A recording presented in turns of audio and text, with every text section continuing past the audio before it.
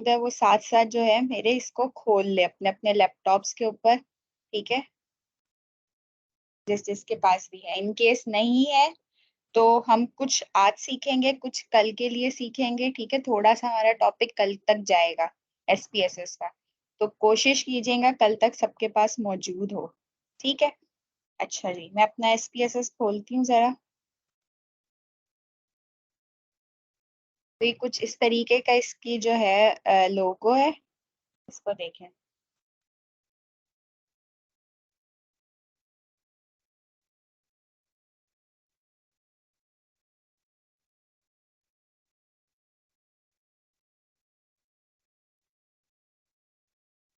Okay, ये कुछ इस तरीके का इसका इंटरफेस आता है, ठीक है। स्टार्टिंग के अंदर ये वाली चीज ये पूछता है, तो इसको don't show this dialogue in the future करके, या इसको कुछ भी नहीं करके सिर्फ कैंसिल कर दें, ठीक है। अब देखें यहाँ पे क्या होता है, एसपीएसएस में आपको डिफॉल्ट साइड पे कुछ दो व्यूज दिखता है, ठीक है। ये कोने में आपको दो व्यूज दिख रहे हैं, एक होता है वेरिएबल व्यू और एक होता है डेटा व्यू, ठीक है। अगर हम देखें तो देखो डेटा व्यू में अगर इन केस अगर हम देखें तो यहाँ पे क्या होगा, जो भी आपका डेटा है वो असल में मौजूद होगा, ठीक है। सपोज यहाँ पे वेरिएबल्स, ये VAR लिखा हुआ है, ये वेरिएबल्स हैं, लाइक एज यहाँ पे होगी, जेंडर होगा, ठीक है। कोई भी आपके जो क्वेश्चंस होंगे वो यहाँ अपेयर हो रहे होंगे, ठीक है। और जितना भी आपका उस हिसाब से जो डेटा होगा वो यहाँ पे अपेयर होगा। सही समझ में आ रहा है? अगर यहाँ 1 है तो 1 इज योर केस, ठीक है। तो केस 1 की यहाँ पे एज शो हो रही होगी, यहाँ पे जेंडर शो होगा, यहाँ पे सपोज जो जो आगे आगे क्वेश्चन चल रहे हैं वो शो होंगे, ठीक है। अब आ जाते हैं इस व्यू के ऊपर। वेरिएबल व्यू में क्या होता है कि सपोज हमने कोई भी एक वेरिएबल लिया, ठीक है, मजीद उसको डिफाइन करते हैं कि उसमें क्या क्या खुसूसियात हैं या क्या कुछ होना चाहिए, ठीक है। सपोज अगर यहाँ पे मैंने एक वेरिएबल का नाम लिखा तो टाइप क्या है, विड्थ क्या है, डेसिमल क्या है, ये एक एक करके उसकी मजीद जो क्वालिटीज हैं या जो उसकी करेक्टरिस्टिक्स हैं हम यहाँ पे उसको बताते हैं, ताकि हमारा जो डेटा व्यू है वो सही से अरेंज हो जाए, ठीक है। तो मेन जो हमारा डेटा होगा वो हमें इस व्यू में मिलेगा, ठीक है। बाकी इस व्यू को अच्छा करने के लिए हम वेरिएबल व्यू में थोड़ी बहुत चेंजेस करते हैं, ठीक है। यहाँ शुरू करने से पहले यहाँ थोड़ी बहुत ऊपर वाली चीजें देख लें। तो सपोज ये वाली जो जगह है यहाँ पे, इन केस अगर मैंने ये फाइल सेव की हुई होती तो यहाँ पे क्या होता है कि मेरा नाम आ रहा होता है, जो भी फाइल का नाम है वो आएगा।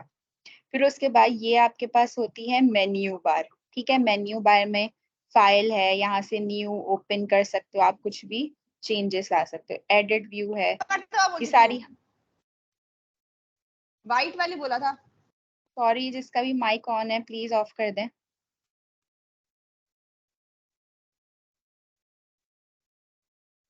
है, सही है। ये आपके पास मेन्यू बार होता है जिसमें बहुत सारी चीजें आ रही हैं, आहिस्ता आहिस्ता मैं समझाऊंगी कैसे करते हैं सारा कुछ, ठीक है। फिर उसके बाद ये है टूल बार। टूल बार जो है ना, ये कुछ ऐसी चीजें होती हैं जो यहीं से हमें मिल जाएंगी मेन्यू बार में से, लेकिन ये ज्यादातर चीजें यूज हो रही होती हैं, तो उन्होंने अलग से हमें एक टूल्स बना के ये अलग से बार दिया हुआ होता है, ठीक है। ये टूल बार है, ये सर्च इंजन है। इन केस आपको अपने डेटा में से कोई स्पेसिफिक चीज सर्च करनी है तो आप यहाँ पे लिख के सर्च कर सकते हैं, ठीक है। अब मैं आप लोगों को दो तरीके से डेटा जो है एंटर करना सिखाऊंगी, सही है। एक आपको मैनुअल तरीके से सिखाऊंगी कि कैसे मैनुअली हम डेटा एंटर कर सकते हैं एसपीएसएस में, और एक तरीका वो होगा कि जिसमें आपने अपना क्वेश्चनर जो है वो एक्सेल फॉर्म में जब डाउनलोड कर लेंगे तो एक्सेल को किस तरीके से हम एसपीएसएस में इंपोर्ट करते हैं वो वाली बात सिखाएंगे, ठीक है। अब चलते हैं। सबसे पहले जब अगर हम डेटा मैनुअली एंटर कर रहे हैं तो वेरिएबल व्यू में आप सबसे पहले जाते हो, ठीक है।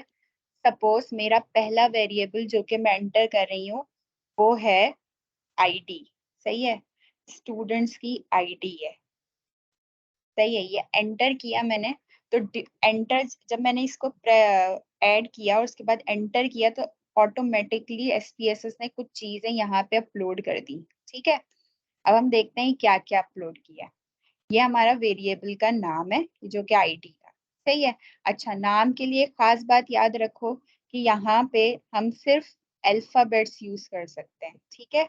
हम कोई नंबर यूज नहीं कर सकते। सपोज अगर अभी मैंने 1 डाला, 1 डाल के मैं एंटर कर रही हूँ तो इसने क्या दे दिया, एक एरर दे दिया है, सही है, तो ये चीज गलत हो जाएगी। इन केस अगर मैं आईडी के बाद स्पेस डाल के कुछ 1 2 3 करके कुछ लिख रही हूँ, तब भी यहाँ पे एरर आ जाएगा।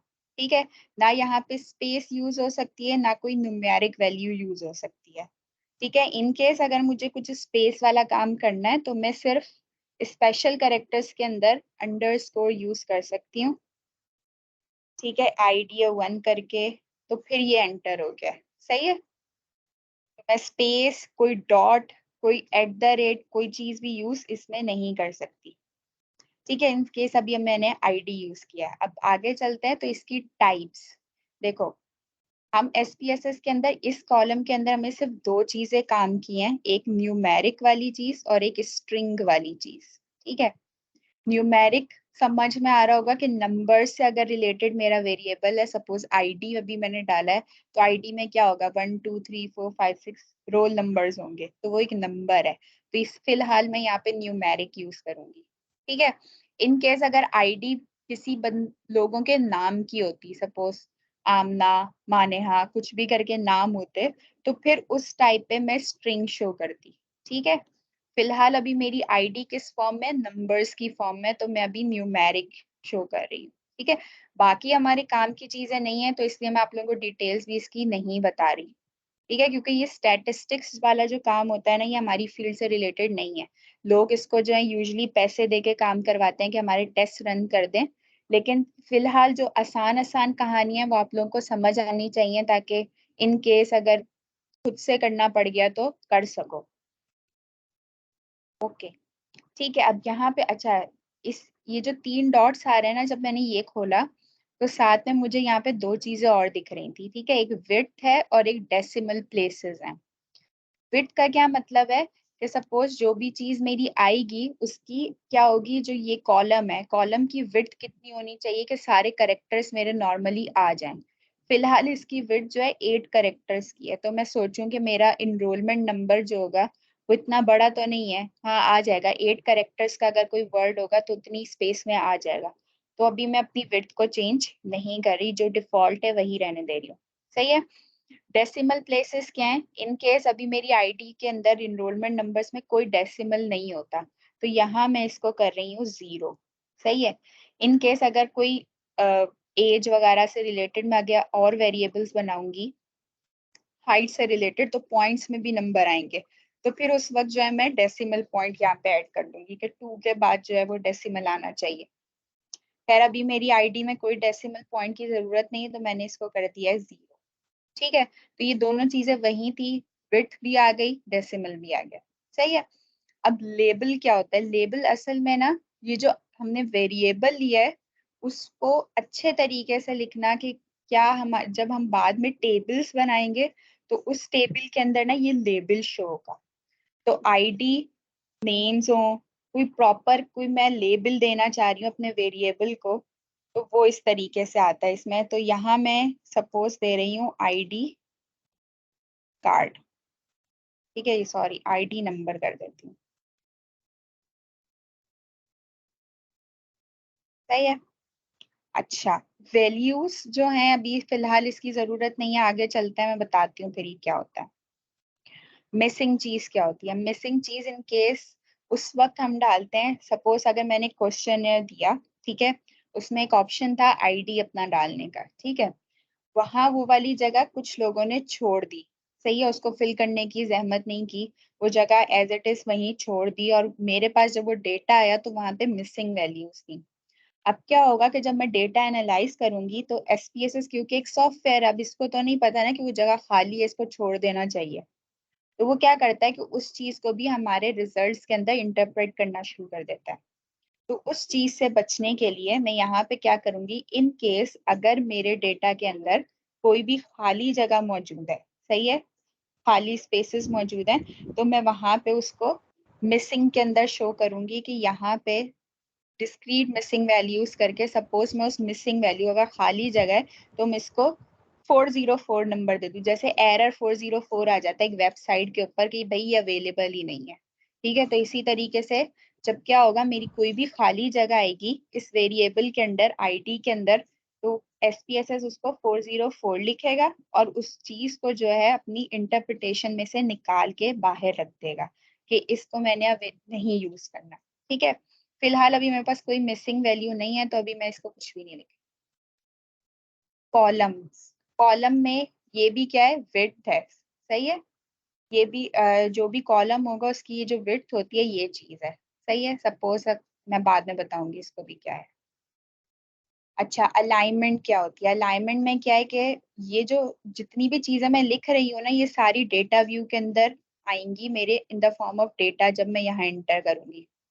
सही है, तो मैं अब बताना चाह रही हूँ कि मेरी अलाइनमेंट जो जितना भी मैं डेटा एंटर करूंगी वो कैसा होना चाहिए, लेफ्ट साइड पे, राइट साइड पे, बिल्कुल सेंटर में। तो ये एस्थेटिक्स होते हैं ना, उस चीज के लिए यूज होती है। तो ऐसे जिसको कोई डेटा पे फर्क नहीं पड़ता तो अभी फिलहाल मैं उसको राइट कर रही हूँ, ठीक है।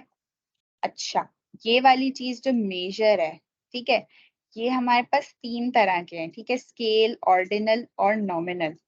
ये बात समझने के लिए मैं जरा अपनी पावर पॉइंट स्लाइड्स खोल रही हूँ। सही है, इसको समझते हैं।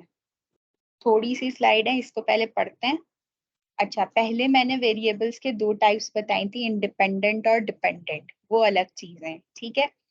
यहाँ पे अभी जो मैं वेरिएबल्स के टाइप की बात कर रही हूँ वो इससे रिलेटेड है कि मैं मेजरमेंट उसकी कैसे करूंगी, ठीक। तो इस तरीके से अगर हम मेजरमेंट के तौर पे देखें तो वेरिएबल्स की दो टाइप्स हैं, ठीक है, क्वालिटेटिव होती है और एक क्वांटिटेटिव होती है। क्वालिटेटिव से बात समझ में आ रही है कि ये वो वेरिएबल्स होंगे जो इन द फॉर्म ऑफ क्या होंगे, किसी वर्ड्स के होंगे लेकिन कोई क्वांटिटी नहीं होगी, लाइक नंबर्स नहीं होंगे, ठीक है। और क्वांटिटेटिव का मतलब समझ में आ रहा है कि किसी चीज की quantity in the form of numbers, ठीक है। तो ऐसे वेरिएबल जैसे जेंडर है, जेंडर एक क्वालिटेटिव वेरिएबल है, मेल फीमेल, ठीक है। कोई कास्ट हो गई, वो भी क्या होगी, किसी नंबर के अंडर नहीं आ रही, वो इसलिए वो क्वालिटेटिव है। सपोज बालों का कलर, ठीक है, किसी का ग्रे है, ब्लैक है, वाइट है, ठीक है, तो वो क्या हो रहे हैं, एक कोई नंबर नहीं है, कोई स्पेसिफाइड नंबर नहीं है। तो ये सारे वेरिएबल्स जो हैं ये क्वालिटेटिव वेरिएबल्स में आते हैं। क्वांटिटेटिव में क्या होंगे, स्पेसिफिक कोई उनको नंबर असाइन किया जाए, जैसे हाइट हो गई, एज हो गया, वेट हो गई, ठीक है, ये सारी चीजें, BMI हो गया, ये सारे नंबर्स हैं, ठीक है। तो ये सारे वेरिएबल्स किस चीज के अंदर आएंगे, क्वांटिटेटिव वेरिएबल्स के अंदर। नेक्स्ट चलते हैं, नेक्स्ट स्लाइड के ऊपर। तो अब मजीद हमने क्या किया है, क्वालिटेटिव वेरिएबल्स को डिवाइड कर दिया है मजीद दो वेरिएबल्स के अंदर, ठीक है। एक होता है नॉमिनल वेरिएबल्स और एक होता है ऑर्डिनल वेरिएबल्स, ठीक है। अब देखो नॉमिनल क्या होते हैं, सपोज पहले समझते हैं ऑर्डिनल वालों को। ऑर्डिनल वाले क्वालिटेटिव के अंदर वो होंगे जिनको मैं किसी स्पेसिफिक ऑर्डर के अंदर जो हूँ अरेंज कर लूँ। सपोज अगर मैं यहाँ पे भी देखना चाह रही हूँ आप लोगों की कि इस वेबिनार से कौन कौन सेटिस्फाई है, कुछ बोलेंगे सेटिस्फाइड, कुछ बोलेंगे हाईली सेटिस्फाइड, कुछ बोलेंगे नॉन सेटिस्फाइड, ठीक है। तो मैं इसको अरेंज कर सकती हूँ कुछ डिग्रीज के ऊपर के, कुछ नॉन सेटिस्फाइड हैं, कुछ सेटिस्फाइड हैं, कुछ हाईली सेटिस्फाइड हैं, ठीक है। तो एक ऑर्डर आ रहा है जो नीचे से लेके ऊपर तक जा रहा है, तो ऐसे वेरिएबल्स को मैं ऑर्डिनल वेरिएबल्स का नाम दे दूँ, ठीक है। इसके अलावा और क्या एग्जांपल्स हो सकती हैं, रैंक्स हो सकते हैं। सपोज मेरी क्लास में फर्स्ट सेकंड थर्ड, मैंने अब रैंक्स देना है, तो फर्स्ट सेकंड थर्ड ये एक पूरा ऑर्डर चल रहा है, ठीक है। तो ऐसे जो वेरिएबल्स हैं वो भी ऑर्डिनल में आएंगे। ग्रेड्स हो गए, A grade, B grade, C grade, ठीक है, ये भी एक ऑर्डर में चल रहे हैं। इसके अलावा लेवल ऑफ एजुकेशन है। सपोज कुछ ऐसे क्वेश्चंस होते हैं जिसमें हम पूछते हैं अपने क्वेश्चन है के अंदर के लेवल ऑफ एजुकेशन क्या है, तो कुछ लोग बोलते हैं कि प्राइमरी है, सेकेंडरी है, पोस्ट ग्रेजुएट है, ठीक है, ग्रेजुएट, आगे जितने भी लेवल्स आ रहे हैं वो सारी चीजें आ जाएंगी, ठीक है। तो ये भी मैं क्या कर रही हूँ, इन सबको ऑर्डर वाइज अरेंज कर रही हूँ। हर आने वाला जो ऑर्डर होगा वो पहले वाले से बड़ा लेवल का है, ठीक है। तो ऐसे जितने भी वेरिएबल्स आएंगे वो सारे उनको क्या बोलूंगी मैं, ऑर्डिनल वेरिएबल्स बोलते हैं, ठीक है। साइज ऑफ क्लोथ की एग्जांपल ले लेते हैं, extra small, small, medium, large, ठीक है। तो ये भी सारे क्या है, ऑर्डर वाइज चल रहे हैं। एक्स्ट्रा स्मॉल छोटा है, फिर उससे बड़ा स्मॉल है, फिर उससे बड़ा मीडियम है, ठीक है। ये सारी चीजें आ जाती है जो ऑर्डर वाइज चल रही है। इसका ऑपोजिट ले लेते हैं तो नॉमिनल वेरिएबल्स आता है, ठीक है। वो वेरिएबल्स जिनको मैं क्या कर सकती हूँ, नॉर्मली ऑर्डर वाइज अरेंज नहीं कर सकती, वो तमाम वेरिएबल्स नॉमिनल में आ जाएंगे। ठीक है। अब क्या होगा, अच्छा ये फ्रेज जो है नाम से पता चल रहा है, नॉमिनल, नेम से निकला है। ठीक है। तो जैसे सपोज करो सेक्स, मेल फीमेल, ठीक है, ये हमारे पास क्या है, कोई ऑर्डर में अरेंज नहीं कर सकती मैं, मेल को फीमेल से बेहतर नहीं कह सकती या फीमेल को मेल से बेहतर नहीं कह सकती। ठीक है, इनको ऑर्डर वाइज अरेंज नहीं कर सकती, तो ऐसे वेरिएबल्स मेरे नॉमिनल में आ गए। मैरिटल स्टेटस, मैरिड, अनमैरिड, ठीक है, इनको भी मैं ऑर्डर वाइज अरेंज नहीं कर सकती। कास्ट हो गई, कलर्स हो गए, black, blue, brown, yellow, green, इन सबको मैं ऑर्डर वाइज अरेंज नहीं कर सकती। ब्लैक को हाई नहीं बोल सकती एज कंपेयर टू व्हाइट के। ठीक है, तो ये सारी चीजें आ जाएंगी नॉमिनल के अंदर। ये हो गया क्वालिटेटिव वालों का। अब चलते हैं क्वांटिटेटिव की मजीद टाइप्स क्या हैं। अच्छा, क्वांटिटेटिव की मजीद दो टाइप्स होती हैं, एक होती है रेशो वेरिएबल्स और एक होते हैं इंटरवल वेरिएबल्स। ठीक है। रेशो वेरिएबल्स वो होते हैं, देखो सपोज क्वांटिटेटिव वेरिएबल्स जो होते हैं ना वो कंटिन्यूअस होंगे। ठीक है, उनमें कोई भी बीच में गैप नहीं आएगा, कोई इंटरवल नहीं आएगा। सपोज अगर टाइम चल रहा है तो मैं करना शुरू करूं, पहले सेकंड्स में आएगा, मिनट्स में, आवर्स में, ठीक है, घंटों, चलता रहेगा, कोई उसमें जो है बीच में कोई गैप नहीं आ रहा। तो ये कंटिन्यूअस वेरिएबल्स होते हैं क्वांटिटेटिव वाले। ठीक है, नंबर्स हैं जैसे 1 2 3 4 5 6 7 8 9 10, चलती भी जा रही है क्वांटिटी। अच्छा, ये दोनों तरीके कंटिन्यूअस हैं। अब इसमें रेशो और इंटरवल को कैसे अलग अलग करेंगे। रेशो वाले में क्या होगा कि सबसे पहले आपकी जो, जैसे ग्राफ बनाते हैं, सही है, सपोज अगर मैंने ये ग्राफ बनाया, सही है, यहाँ बिल्कुल क्या है, 0 पॉइंट है। ठीक है, तो इन केस अगर मेरा कोई वेरिएबल 0 पॉइंट से टच कर रहा है, सपोज के जो है ले लेते हैं नंबर ऑफ पीपल को, अगर मैं 0 लिखूं तो इसका मतलब यही है ना कि कोई भी बंदा नहीं है, फिर 1, फिर 2, फिर 3, फिर 4 5 6 7 8। ठीक है, तो ऐसे वेरिएबल्स जिनका अगर मैं 0 उनको दूं तो उसका मतलब ये है कि वहां पे एब्सेंस है। ठीक है, तो वो वाली चीजें आ जाएंगी रेशो वेरिएबल्स में। और ऐसे वेरिएबल्स जिसमें क्या हो, कोई 0 पॉइंट अवेलेबल ना हो, सपोज हम अपनी क्लॉक ले लेते हैं या अपना टाइम ले लेते हैं। ठीक है, सुबह 12 बजते हैं, रात के 12 बजते हैं, फिर से टाइम चेंज हो जाता है। कभी 0 टाइम देखा है?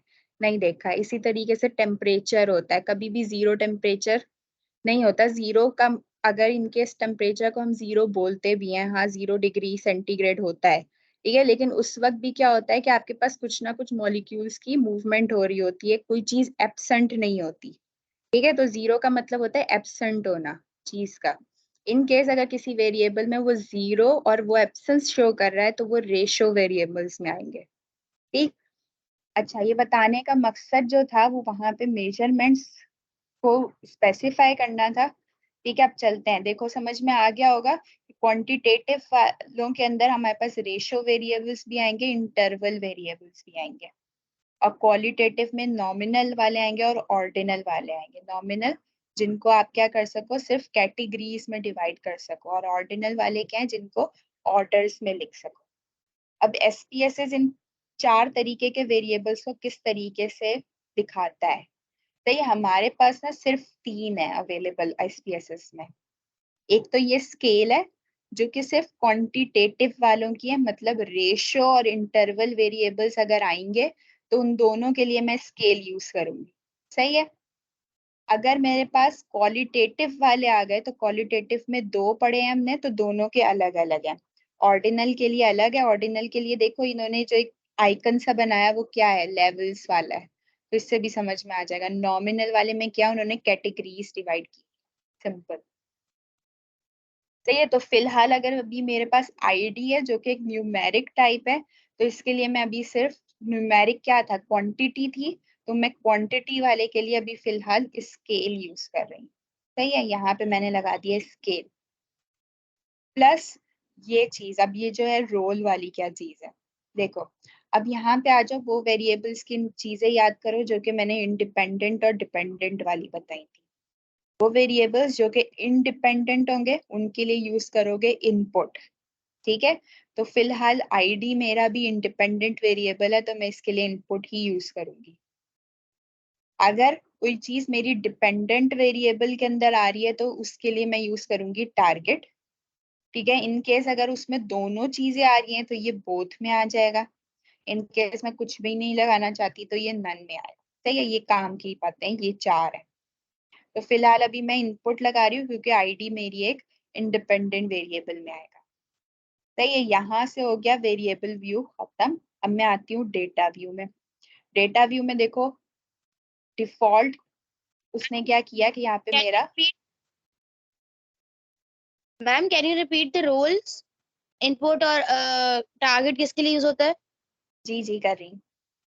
अच्छा देखो ये रोल है। रोल में हमने जब मैंने यहाँ पे क्लिक किया तो मेरे पास मजीद टाइप्स आ गई। ठीक है, अब ये जो इनपुट वाली है ये याद रखो, अगर मेरा कोई भी वेरिएबल इंडिपेंडेंट वाला होगा, I an independent, I N input. ठीक है, तो इंडिपेंडेंट वेरिएबल के लिए मैं इनपुट का रोल यूज करूंगी। इन केस अगर यहाँ पे कोई मेरा डिपेंडेंट वेरिएबल होता तो मैं उसके लिए टारगेट यूज करती। सही है, कुछ वेरिएबल्स एसपीएसएस ने एडवांस वर्जन है तो उसने बता दिया है कि भाई कुछ वेरिएबल्स आपके ऐसे हो सकते हैं जो तो दोनों टाइप के हो, इंडिपेंडेंट भी हो डिपेंडेंट भी हो, तो उसके लिए आप बोथ यूज कर सकते हो। और इन केस अगर कुछ भी नहीं है, फालतू वेरिएबल है, तो नन भी लिख सकते हो। लेकिन नन लिखने से आपके डेटा रिजल्ट्स में फर्क आता है, तो इसलिए फिलहाल अभी मैं यहाँ पे इनपुट लिख रही हूँ जो कि मेरा इंडिपेंडेंट वेरिएबल है। सही है, यहाँ से ये तीन सारी बातें समझ में आ गई। फिलहाल मैंने अभी वैल्यूज वाला काम नहीं किया, वो मैं किसी और वेरिएबल में बताऊंगी। सही है, अभी मैं जा रही हूँ डेटा व्यू। डेटा व्यू में आके अब मैं डेटा एंटर करना शुरू करूंगी। ये आईडी आ गया। सही है, यहाँ पे ये नंबर वाइज जितनी भी मेरे क्वेश्चन आएंगे मैं उनको यू फिल करती हुई जाऊंगी। सही है, आईडी 1 है, फिर 2 आई, 3 आई। सही है, 4 आया, 5 आया, 6 आया, 7 आया, 8 आया, 9 आया। सही है, ये इतने मैंने डाले हैं। अब ये आ गए। सही है, अब मैं वापस जा रही हूँ, कुछ और वेरिएबल डाल के देखती हूँ। सपोज अगर अब मैं डाल रही हूँ, जितने भी मेरे पास लोग आए हैं उनका मैं जेंडर डाल रही हूँ। सही है, तो यहाँ सबसे पहले नेम में मैंने अपना वेरिएबल एंटर किया जेंडर। जब मैंने एंटर प्रेस किया तो खुद का खुद उन्होंने बहुत सारी चीजें दे दी। अब मुझे बताओ टाइप क्या होनी चाहिए जेंडर की? जेंडर मेल और फीमेल होते हैं। सही है, तो इसकी टाइप क्या होनी चाहिए? ऑब्वियसली स्ट्रिंग होनी चाहिए, कुछ अल्फाबेट्स कुछ लेटर्स हैं। लेकिन मैं इसको अभी भी न्यूमेरिक लिख रही हूँ। ऐसा क्यों? ऐसा इसलिए क्योंकि क्या होगा, मेल और फीमेल पूरा पूरा लिखना मुश्किल काम है ना। सपोज यहाँ मैं अगर स्ट्रिंग यूज कर रही हूँ, सही है, और यहाँ मैं जाके डेटा व्यू में अब मुझे पूरा पूरा मेल लिखना पड़ेगा, मेल फीमेल। सही है, इससे बेहतर एक और अच्छा तरीका है अगर मैनुअली काम करना है तो। सही है, तो यहाँ भी मैं इसको फिर से न्यूमेरिक लिख रही हूँ। इसकी विड्थ सही है 8, सही है, डेसिमल पॉइंट्स की मुझे कोई जरूरत नहीं है तो मैंने ये 0 कर दिया। लेबल में मैं लिख रही हूँ जेंडर ऑफ पार्टिसिपेंट्स, ताकि जो मेरा ग्राफ वगैरह है वो इस नाम से है बना हुआ। अच्छा अब देखो वैल्यूज का यहाँ पे क्या काम होगा। ये 3 डॉट्स दिख रहे हैं, यहाँ पे जब सेलेक्ट करेंगे तो यहाँ पे मैं क्या कर रही हूँ, 1 वैल्यू दे रही हूँ मेल को। ठीक है, यहाँ ये कर दिया मैंने ऐड। फिर मैं सेकंड वैल्यू दे रही हूँ फीमेल को। सही है, और ये मैंने कर दी ऐड। और यहाँ मैंने कर दिया ओके। अच्छा स्पेलिंग मिस्टेक्स अगर मसला है तो यहाँ से चेक कर सकते हैं, इसने बताया कोई स्पेलिंग मिस्टेक नहीं है। ओके सही, अब यहाँ पे 1 मेल के लिए आ गया। यहाँ पे देखो 1 मेल के लिए आ गया, 2 फीमेल के लिए आ गया। इन केस कुछ क्वेश्चन में अगर आप 3 लिखो और अदर्स लिख दो, कुछ आजकल रूल आ गया है कि हमें अदर्स वाला जेंडर भी जो है वो शो करना चाहिए। तो सपोज मैंने 3 अदर्स के लिए बिठा दी। मिसिंग वैल्यू अभी फिलहाल मेरे पास, चलो मैं यहाँ शो करके दिखाती हूँ। मिसिंग वैल्यू को मैं यहाँ दे रही हूँ 99 नंबर। सही है, कॉलम्स। अच्छा ये कॉलम वाली चीज देखो, अगर मैं यहाँ से जो है इसको बढ़ा रही हूँ सपोज, सही है, 16 किया, तो यहाँ देखो डेटा व्यू में जाके ये बढ़ गया। सही है, अगर मैं यहाँ से इसको कम करूंगी तो देखना वहां पे भी वैल्यू कम हो जाएगी, 6 पे चला गया। तो ये जस्ट ये इसकी विड्थ वाली चीज थी। तो मैं अभी इसको यहाँ पे यही छोड़ रही हूँ, अलाइनमेंट राइट ही सही है। अच्छा, अब जेंडर मेरे पास कैसा मेजर होगा? जेंडर स्केल में अगर करूँ तो नहीं भाई, स्केल तो नहीं है। मेल फीमेल स्केल में आएगा? नहीं। कंटिन्यूअस नहीं है। ऑर्डिनल में आएगा? नहीं, इसको मैं किसी ऑर्डर में अरेंज नहीं कर सकती। नॉमिनल में आएगा। ठीक है, कैटेगरीज है, एक मेल एक अलग कैटेगरी है, फीमेल एक अलग कैटेगरी है। ठीक है, तो ये स्केल इसने बिल्कुल मेजर सही यूज किया है। इनपुट भी सही है।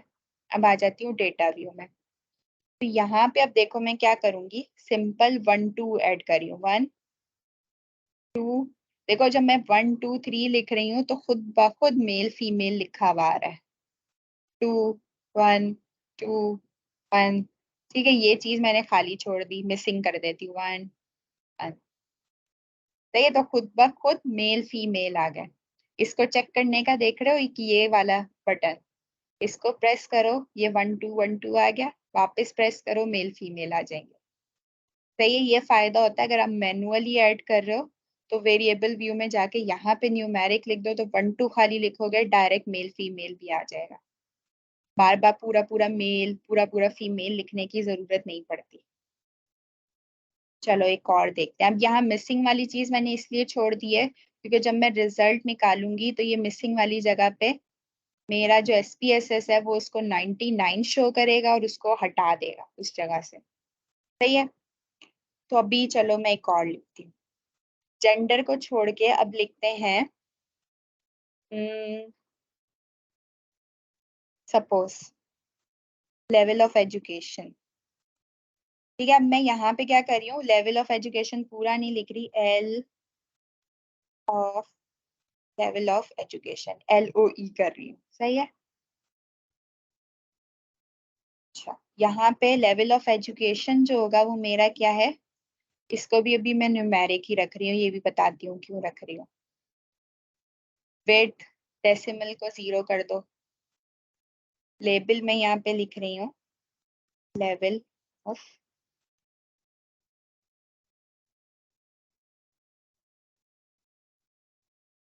एजुकेशन। सही हो गया। वैल्यूज में मैं पुट कर रही हूँ, 0 का मतलब है अनएजुकेटेड,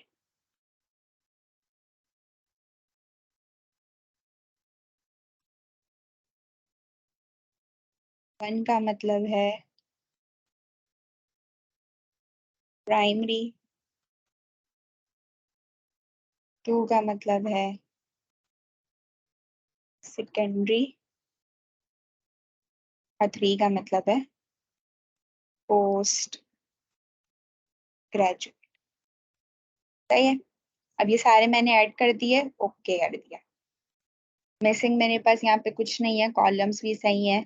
मेजर यहाँ पे अब इसने कुछ नहीं डाला, मुझे खुद से डालना है। ठीक है, तो इन केस यहाँ पे अब मैं क्या कर रही हूँ, देखो यहाँ पे अब क्या होगा, स्केल वो ऑर्डिनल वाली चीज आएगी। क्यों ऑर्डिनल वाली चीज आएगी? अनएजुकेटेड वाला जाहिर सी बात है एजुकेटेड वाले से नीचे आएगा, तो पहले अनएजुकेटेड, फिर प्राइमरी वाला, फिर सेकेंडरी वाला, फिर पोस्ट ग्रेजुएट वाला। ये पूरा एक स्केल है, जाहिर सी बात है पोस्ट ग्रेजुएट वाला अनएजुकेटेड से ज्यादा बेहतर है। एक मैं ऑर्डर वाइज उसको कैटेगराइज कर सकती हूँ, तो यहाँ मैं इसको ऑर्डिनल लिख रही हूँ। ठीक है, फिलहाल ये भी मेरा कोई डिपेंडेंट वेरिएबल नहीं है, इसको भी फिलहाल इनपुट ही किया मैंने। जब मैं डेटा व्यू में गई तो यहाँ से मैं डालूंगी, 0 डालूंगी तो खुद ब खुद एजुकेटेड आ जाएगा, 1 डालूंगी तो प्राइमरी, 2 डालूंगी तो सेकेंडरी, 3 डालूंगी तो पोस्ट ग्रेजुएट। तो मैं अपनी मर्जी से जल्दी जल्दी ये डालती है। सही है, ये वाली कहानी हो गई। मजीद और कोई वेरिएबल 5 बना के दिखा के फिर मैं आगे टेस्ट रन करने की तरफ लेके जाती हूँ, कैसे टेस्ट रन करते हैं। सही है, एक और बना लेते हैं, सपोज एज का। अच्छा, एज में क्या होगा, ये न्यूमेरिक वैल्यू है। सही है, इसको छोड़ दो, इसको छोड़ दो, लेबल में कर लेती हूँ age in years. Values as such मुझे क्योंकि न्यूमेरिक ही है तो यहाँ पे 1 2 3 आएगा, मुझे कोई स्पेसिफिक डालने की जरूरत नहीं है। मिसिंग भी नहीं है, कॉलम्स भी सही है। यहाँ पे मैंने क्या कर दिया, क्योंकि कंटिन्यूस वेरिएबल है 1 2 3 4 5 6 7 8 चलेगा, तो यहाँ स्केल कर दिया है। सही है। अब नेक्स्ट में आ रही हूँ। अच्छा, यहाँ डेटा व्यू में गए, एज आ गई। सही है। एज अब मैं क्या लिख रही हूँ, सपोज 18 है, 20 है, 14 है, 13 है, 12 है, 11।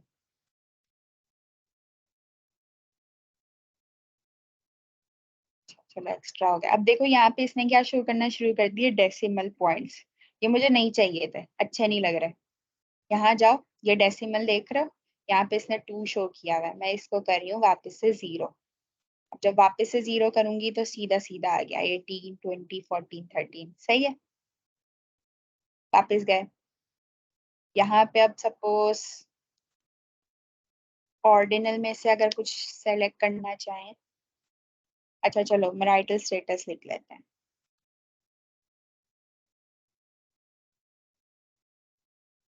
देखो मैंने क्या किया, वहां पे स्पेस दे दी थी, उसने कर दिया मुझे खराब। तो यहाँ पे मैं क्या कर रही हूँ, मैरिटल अंडरस्कोर करके स्टेटस लिख रही हूँ। या तो शॉर्ट फॉर्म यूज कर सकते हो, या फिर क्या कर सकते हैं हम लोग, कोई भी अंडरस्कोर लगा के, अगर स्पेस देना लाजमी है तो ऐसे कर लिया। सही है। मैरिटल स्टेटस को भी, चलो इन केस अभी मैं क्या करती हूँ, इसको स्ट्रिंग कर देती हूँ। सही है। लेबल में कर रही हूँ मैरिटल स्टेटस ऑफ पार्टिसिपेंट्स।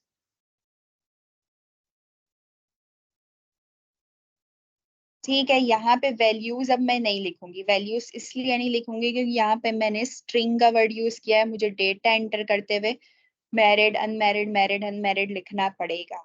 सही है। 1 2 3 नहीं लिख सकती। मिसिंग अभी मेरे पास नहीं है कोई। ठीक है। यहाँ पे भी क्या आ गया, इसने डिफॉल्ट बाय डिफॉल्ट नॉमिनल लिखा है।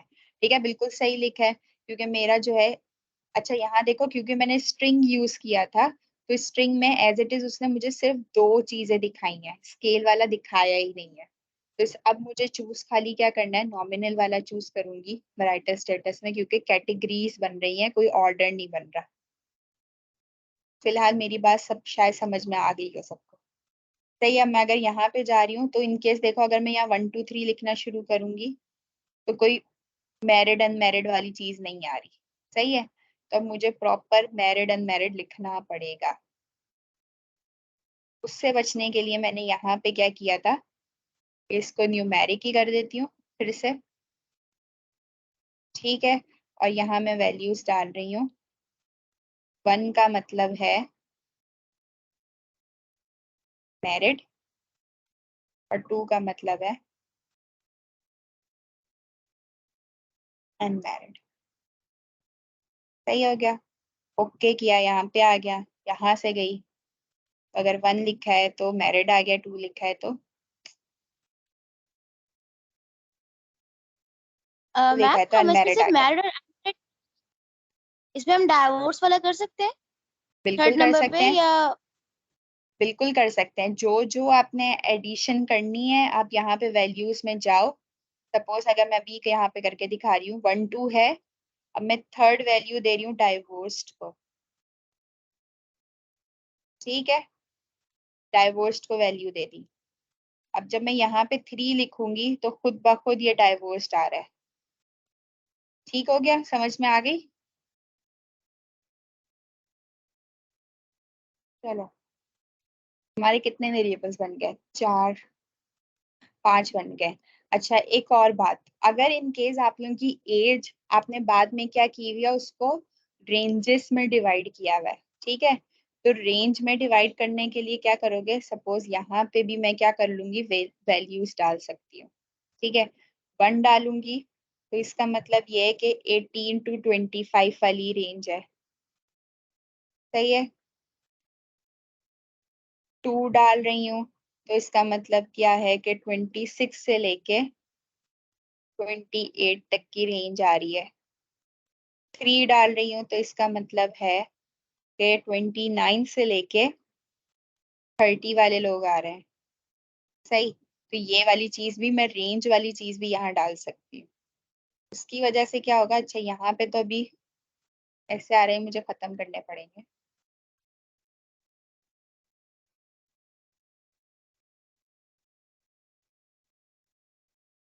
और अच्छा यहाँ पे देखो अभी मैंने मुझे एज वैल्यू यस चाहिए उससे प्रॉपर इंटरवल पे ले जाओ, मतलब 5-5 के इंटरवल पे, जैसे 20 से 25, 26 से 30 और 31 से 35, मतलब बच्चे कंफ्यूज नहीं उसका इंटरवल ओके चाहिए। Okay okay. अच्छा इसको मैं कर रही हूँ। देखो अगर मुझे कोई चीज एक्स्ट्रा भी लग रही है तो मैं वापस से इसको रिमूव भी कर सकती हूँ। सही है, तो ये हो गई रिमूव। 1 में मैं लेके आ जा रही हूँ 15 to 20 वाली। सही है।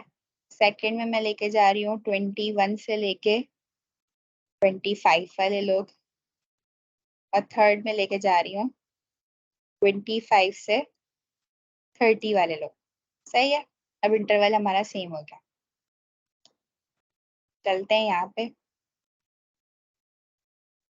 अब देखो 1 था, 1 से एज इट इज 15 to 20 वाले आ रहे हैं। 2 डाला तो 21 to 25। 3 डाला तो देखो ये आ गए। सही मैम है, खुद बा खुद उसने। मैम 25 21 to 25 के बाद 26 to 30 होना चाहिए ना।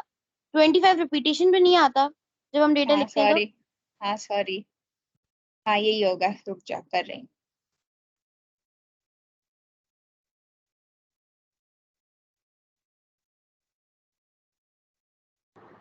ये तमाम बच्चे ये भी देख लें कि जब भी आप एज को डिस्ट्रीब्यूट करेंगे तो इंटरवल सबका सेम रखना है, इंटरवल चेंज नहीं करिएगा, अदरवाइज डेटा में प्रॉब्लम आ जाएगी जब आप इसमें टेस्ट रन करेंगे। याद रखें, चाहे आप 3 का इंटरवल दें, 3-3 का, चाहे 5-5 का, चाहे 2-2 का, उससे मसला नहीं, लेकिन इंटरवल अपने सेम हो, डिफरेंट ना हो।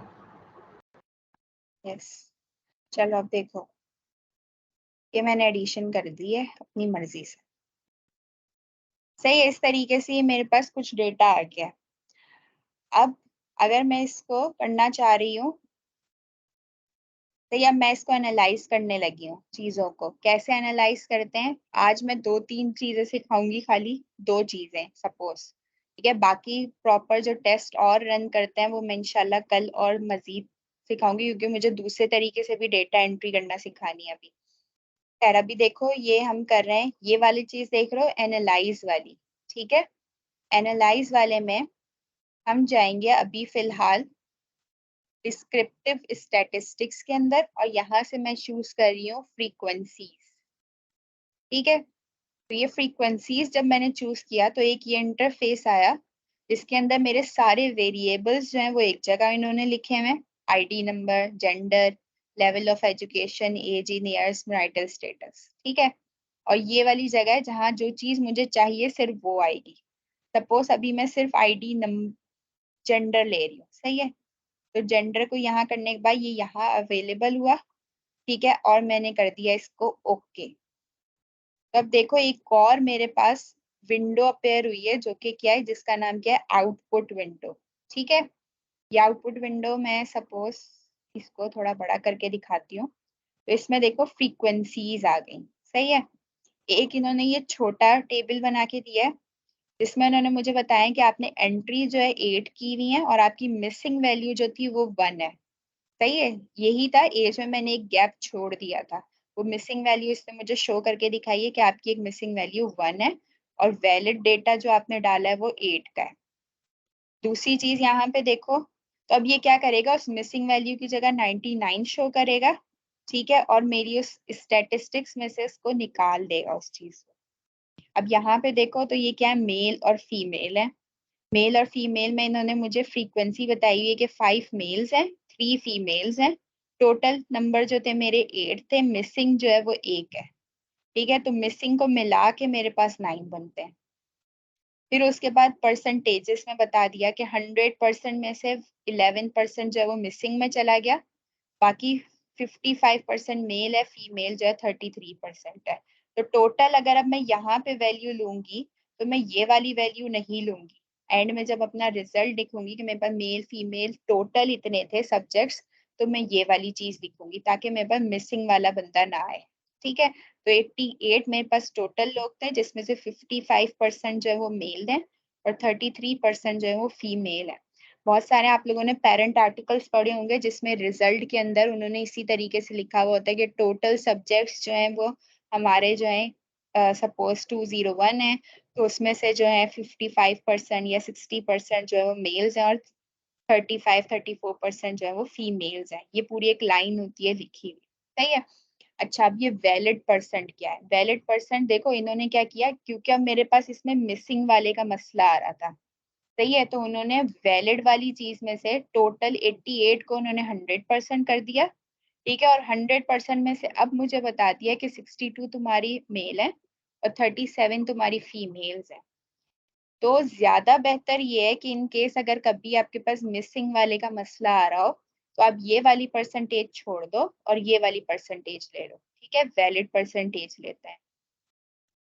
इसके अलावा आगे आ जाओ, ये क्यूम्युलेटिव परसेंट होती है। इसमें क्या होता है कि पहला वाला जो भी वेरिएबल है या जो भी मेरा वर्ड है उसकी परसेंटेज शो की हुई है 62.5, उसके साथ मिला दी इन्होंने बाद में फीमेल की 37.5, जब 62.5 में मिलाया तो ये 100 आ गया। ठीक है, इसका क्या फायदा होता है ये भी मैं बताती हूँ किसी और वेरिएबल के अंदर, यहाँ समझ नहीं आएगा। अच्छा, इन केस अभी मैं क्या करती हूँ, इसको बंद करती हूँ, सही है। ओहो, ठीक है, मैं यहाँ से अपने डेटा व्यू में जाके इस मिसिंग चीज को हटा रही हूँ अभी, सही है, यहाँ पे भी मेल लिख रही हूँ। अब मैं एनालाइज करूंगी फिर से। ठीक है, अभी तक जेंडर है तो मैं यहाँ पे ओके कर। अच्छा, तो अब देखो क्या हुआ, वैलिड 9 है, मिसिंग कोई भी नहीं है, जिसकी वजह से क्या हुआ, परसेंट और वैलिड परसेंट बिल्कुल सेम आ गई है। ठीक है, तो इनकेस अगर कोई मिसिंग वाला सीन नहीं है तो दोनों में से कोई भी ले लो, कोई फर्क नहीं पड़ता, दोनों सेम है। 66.7 और वैलिड परसेंट भी आपके पास सेम आ रही है। ठीक है, ये वाली कहानी होगी। अच्छा, अब इसको लिखते कैसे हैं? लिखने का तरीका मैं बताती हूँ, जरा वर्ड पे लिख के।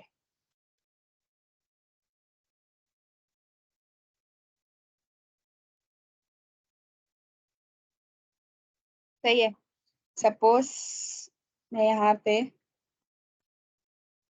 रिजल्ट्स लिख रही हूँ, सही है, तो पहले या तो मैं ये लिख सकती हूँ, मैं सैम्पल्स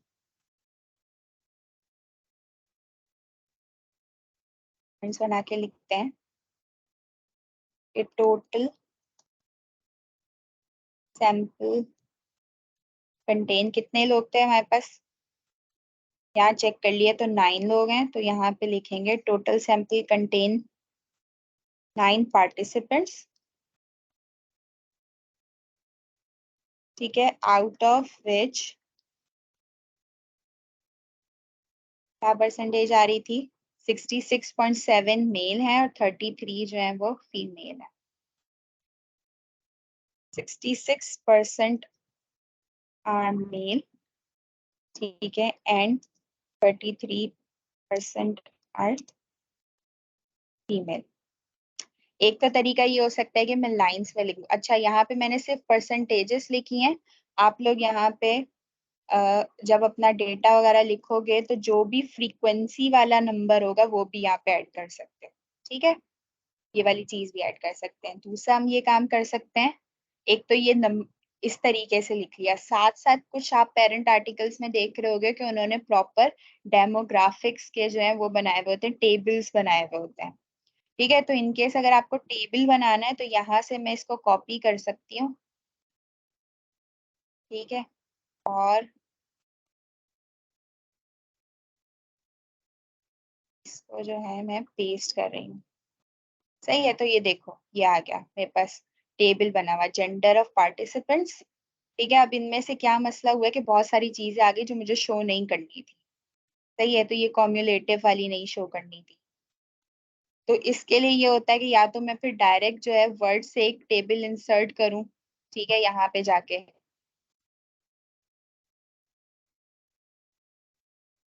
सपोज यहाँ से जाके मैंने टेबल अरेंज किया, इंसर्ट टेबल कर रही हूँ, नंबर ऑफ कॉलम्स 2 चाहिए, नंबर ऑफ रॉस 2 चाहिए, और इस तरीके से फिर मैं लिख दूँ, ठीक है, मेल फीमेल फ्रीक्वेंसी परसेंटेज करके अलग से खुद से बना।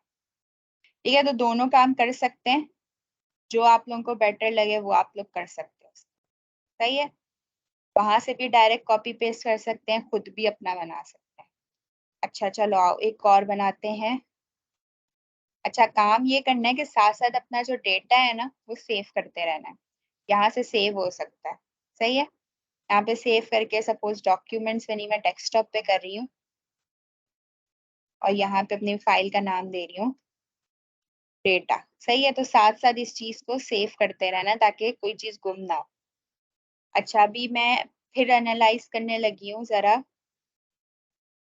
फ्रीक्वेंसीज में जाके एज। ठीक है, ये वाली चीज मैं हटा देती हूँ, पहले इसको रिमूव करके मैं एज लगा रही हूँ। सही है, ओके किया। यहाँ क्या डेटा आ रहा है, ठीक है, अब मेरे पास रेंजेस के साथ फ्रीक्वेंसीज भी उन्होंने दे दी, परसेंटेजेस भी दे दी, वैलिड परसेंटेज भी दे दी। अच्छा, अब इसका फायदा क्या होगा, ये जो कम्युलेटिव वाली ये बताने की कोशिश कर रही थी, इन केस अगर मैंने मिक्स करके बता देना है कि 15 से लेकर 25 तक की परसेंटेज ये है, तो मैं डायरेक्ट 66.7 लिखूंगी। सही है, तो इससे ये फायदा हो जाता है कि डायरेक्ट आपको साथ साथ दो दो तीन तीन चीजों को मिला के भी वो साथ में बता रहा है। ठीक, अगर अलग अलग बतानी है तो ये अलग अलग परसेंटेजेस दी हुई हैं। यहाँ पे क्योंकि मिसिंग का कोई मसला नहीं था तो वैलिड परसेंटेज और दूसरी परसेंटेज में सेम चीज है। ठीक है, कोई मसला नहीं आ रहा इसमें। अच्छा, एक और चीज अब कर लेते हैं। ठीक है, अब मैंने एनालाइज करनी है, सबको एक साथ मिला के करना है भाई। तो क्या कर सकती हूँ, सबको मैं एक साथ भी डाल सकती हूँ। ठीक है, तो एक साथ मेरा पूरा डेटा एंटर हो जाएगा। ये देखो, स्टार्ट से अगर मैं देखना चाहूँ तो ये सबसे पहले एक जेंडर का उसने बना दिया।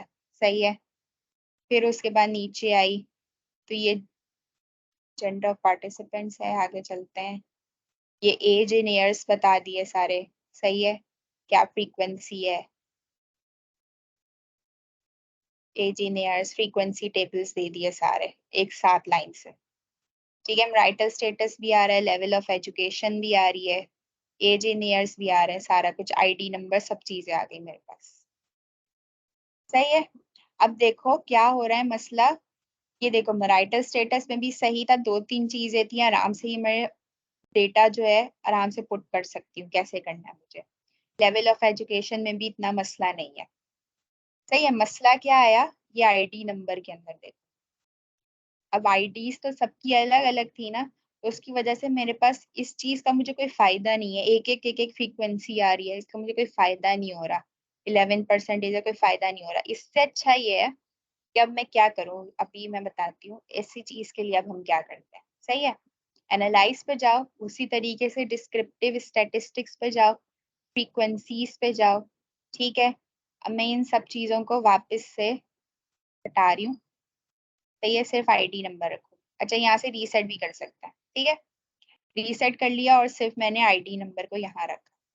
ये देख रहे हैं, ये स्टैटिस्टिक्स का एक लिखा हुआ आ रहा है। सही, यहाँ इसको जब मैंने प्रेस किया तो इसके बाद यहाँ मेरे पास आ गई कुछ सेंट्रल टेंडेंसी के अंदर मीन, मीडियन, मोड, सम। ठीक है, सबको पता है, मैथमेटिक्स सबको आती है कि मीन क्या होता है। सारे जितने भी न्यूमेरिक वैल्यूज हैं उनको प्लस किया, डिवाइडेड बाय टोटल नंबर जो भी था इंडिविजुअल्स का, उससे अगर मैं डिवाइड करूंगी तो वो मेरे पास मीन आ जाएगा। मीडियन क्या होता है, अगर मैं असेंडिंग नंबर के अंदर उसको अरेंज कर रही हूँ डेटा को, और उसके बाद उसका कोई सेंट्रल पॉइंट या कोई मिड वाली वैल्यू ले रही हूँ तो वो मीडियन होगी। ठीक है, और मोड क्या होता है, जो भी सबसे ज्यादा अकरिंग वैल्यू होती है वो मोड होती है। ठीक है, सम वो टोटल प्लस करके दे देगा। अच्छा, अभी मैं क्या करना चाह रही हूँ, मीन, मीडियन, मोड निकालना चाह रही हूँ। ठीक है, साथ में ये मैं कुछ स्टैंडर्ड वेरिएशन निकाल रही हूँ। ठीक है, अब ये बताती हूँ मैं क्या होता है। कंटिन्यू किया। सही है, इसको मैंने अब कर दिया ओके। अब मेरे देखो आउटपुट डेटा में क्या है। ये देखो, इसने एक छोटा सा ये टेबल मुझे साथ में इस फ्रीक्वेंसी टेबल के दे दिया, ये वाली चीज, ठीक है। उसने मीन मुझे निकाल के दे दिया 5 का, मीडियन भी 5 है, मोड जो है वो 1 है, ठीक है, और स्टैंडर्ड डेविएशन जो है वो 2.7 है। अच्छा, हम क्या यूज कर सकते हैं, नॉर्मली जो रिसर्चर्स होते हैं वो मीन यूज करते हैं। मीन यूज करने का क्या फायदा होता है, एक तो मीन में आपको पता है कि आपने सारी वैल्यूज को इंक्लूड किया अपनी डेटा में, ठीक है, 1 2 3 4, मैंने किसी को छोड़ा नहीं है।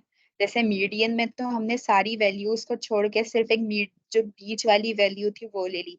मोड में भी हमने सारी वैल्यूज छोड़ के जो भी कॉमन अकरिंग वैल्यू थी वो ले ली, 1 आ गया था, ठीक है। तो मीन में क्या हो रहा है, हमने सारी वैल्यूज ली थी और उनको फिर हमने टोटल नंबर से डिवाइड किया था। तो सबसे ज्यादा ऑथेंटिक वाली चीज और सबसे अच्छी माने वाली चीज मीन होती है। तो ज्यादातर आपको अगर पेरेंट रिसर्चेस आप पढ़ोगे तो उसमें आपको मीन दिखेगा, सही है।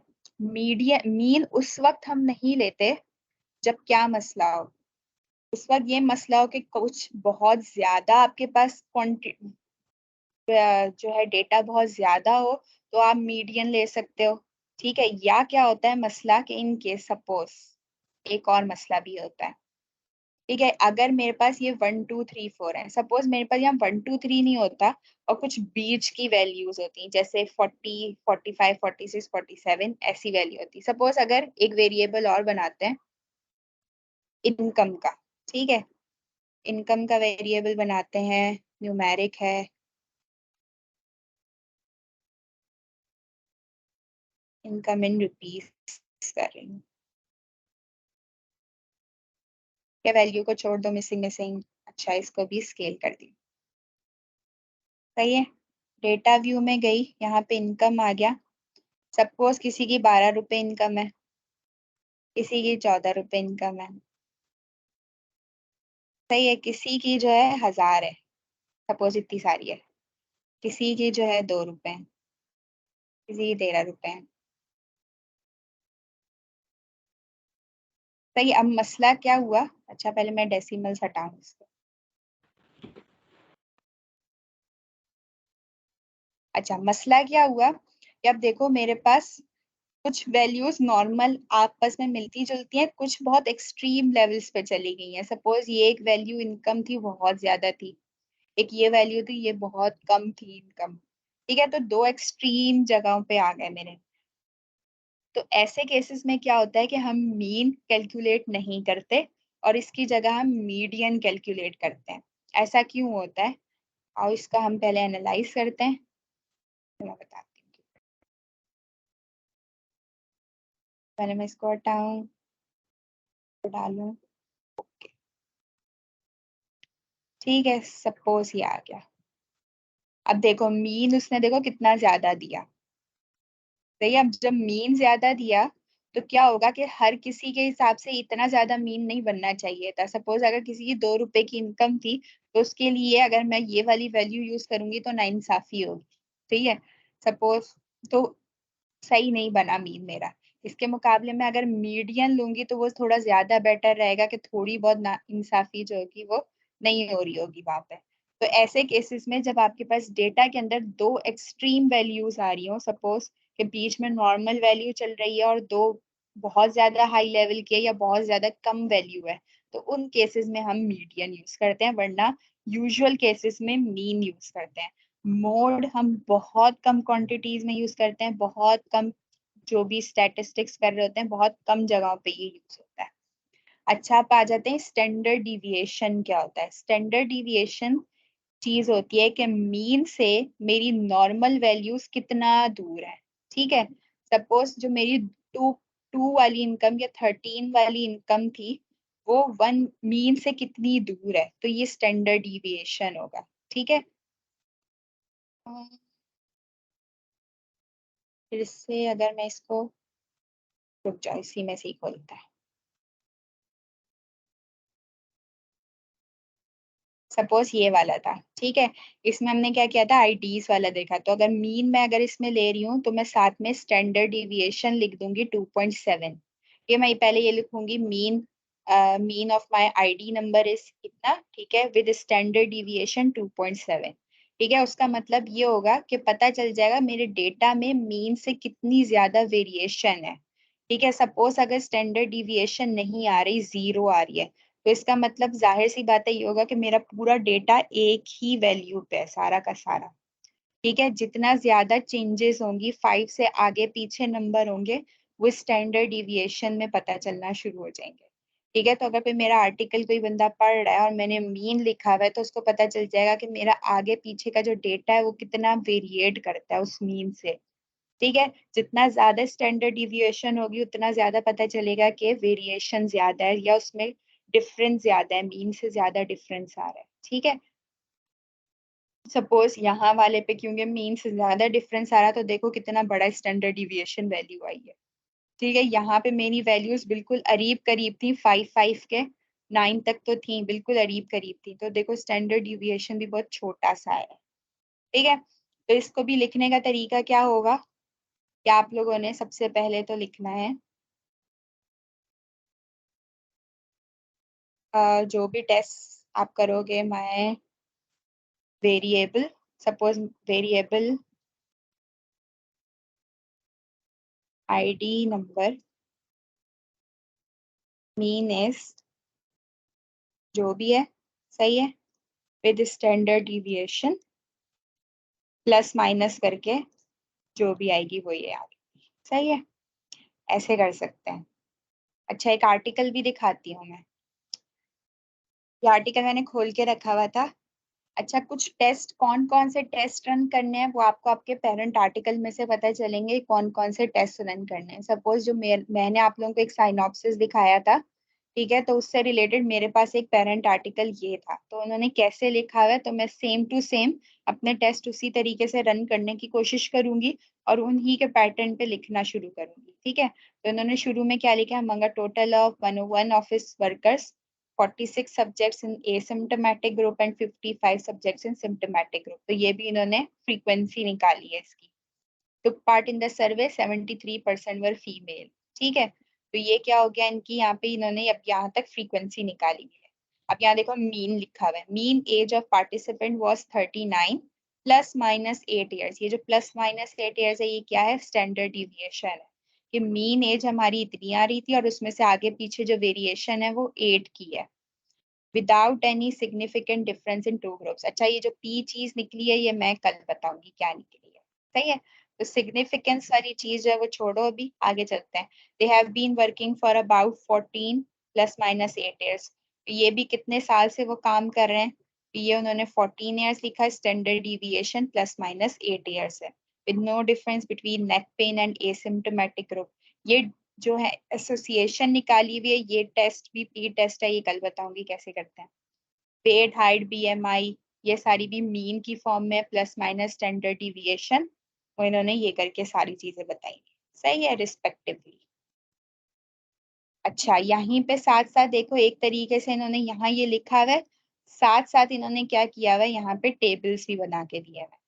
तो जब आप अपना रन करते हो, तो जो भी लिखते हो, ठीक है, वो दोनों तरीकों से लिख सकते हो। टेबल 1 बना के फिर उन्होंने इस तरीके से टेबल भी अरेंज किया हुआ है, सिम्टोमेटिक, एसिम्टोमेटिक।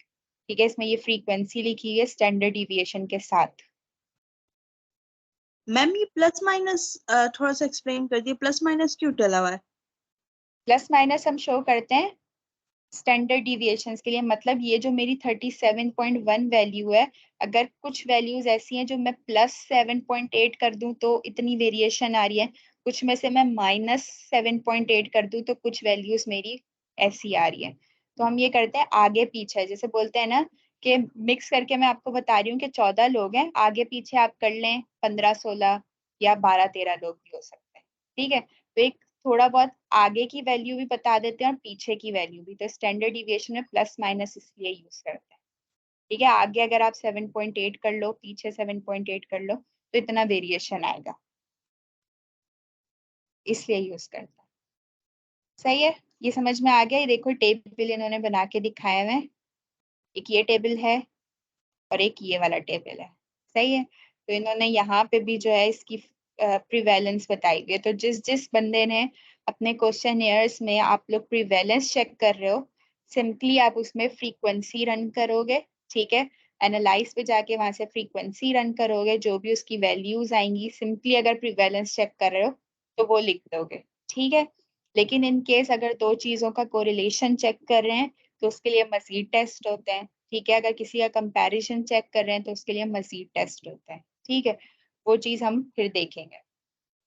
यहाँ तक बात बताओ, सबके समझ में आई है?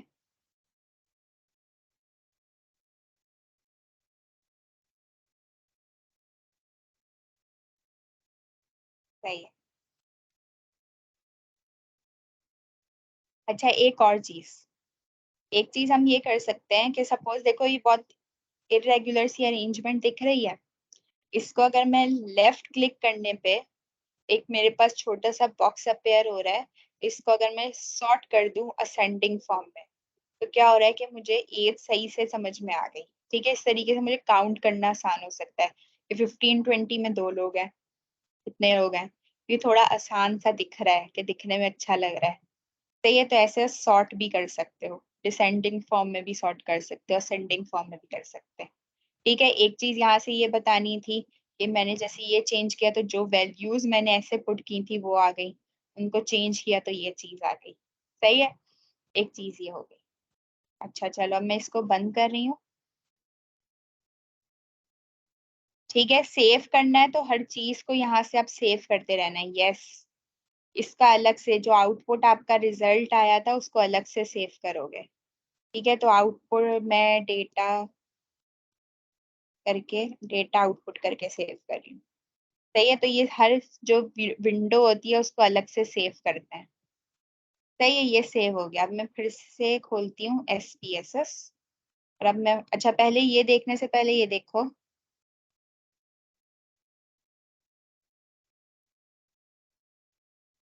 ये देखो, ये मेरे पास एक एक्सेल शीट पड़ी हुई है, सही है। सही है, जिसमें मेरे पास एक मेरा क्वेश्चन एयर था, उससे रिलेटेड मेरे पास सारा डेटा अरेंज हुआ हुआ है, सही है। कैसे हुआ हुआ है ये आपको उस दिन सिखाया था कि हम लोग जो है गूगल फॉर्म्स में से एक्सेल शीट कैसे निकाल सकते हैं, ठीक है। तो ये पूरी एक मेरी रिसर्च का डेटा पड़ा हुआ है, तो मैं बताती हूँ कि इसको डायरेक्टली मैं मैन्युअली ऐड करने से बेहतर है कि डायरेक्टली मैं SPSS में कैसे इसको डाल सकती हूँ, सही है। तो वो चीज हम देखते हैं। सबसे पहले ये खुला हुआ नहीं होनी चाहिए एक्सेल शीट, इसको बंद कर दो।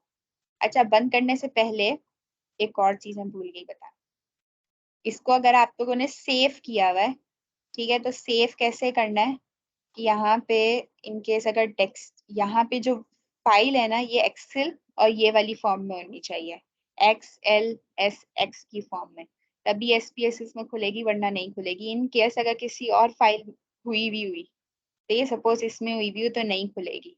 तो लाजमी सी बात ये चेक कर लेना कि आपकी जो फाइल है वो इस तरीके से सेव हुई भी हो, सही है। अब मैं इसको कर रही हूँ बंद, यहाँ से बंद हो गया। मैं यहाँ से खोलती हूँ SPSS,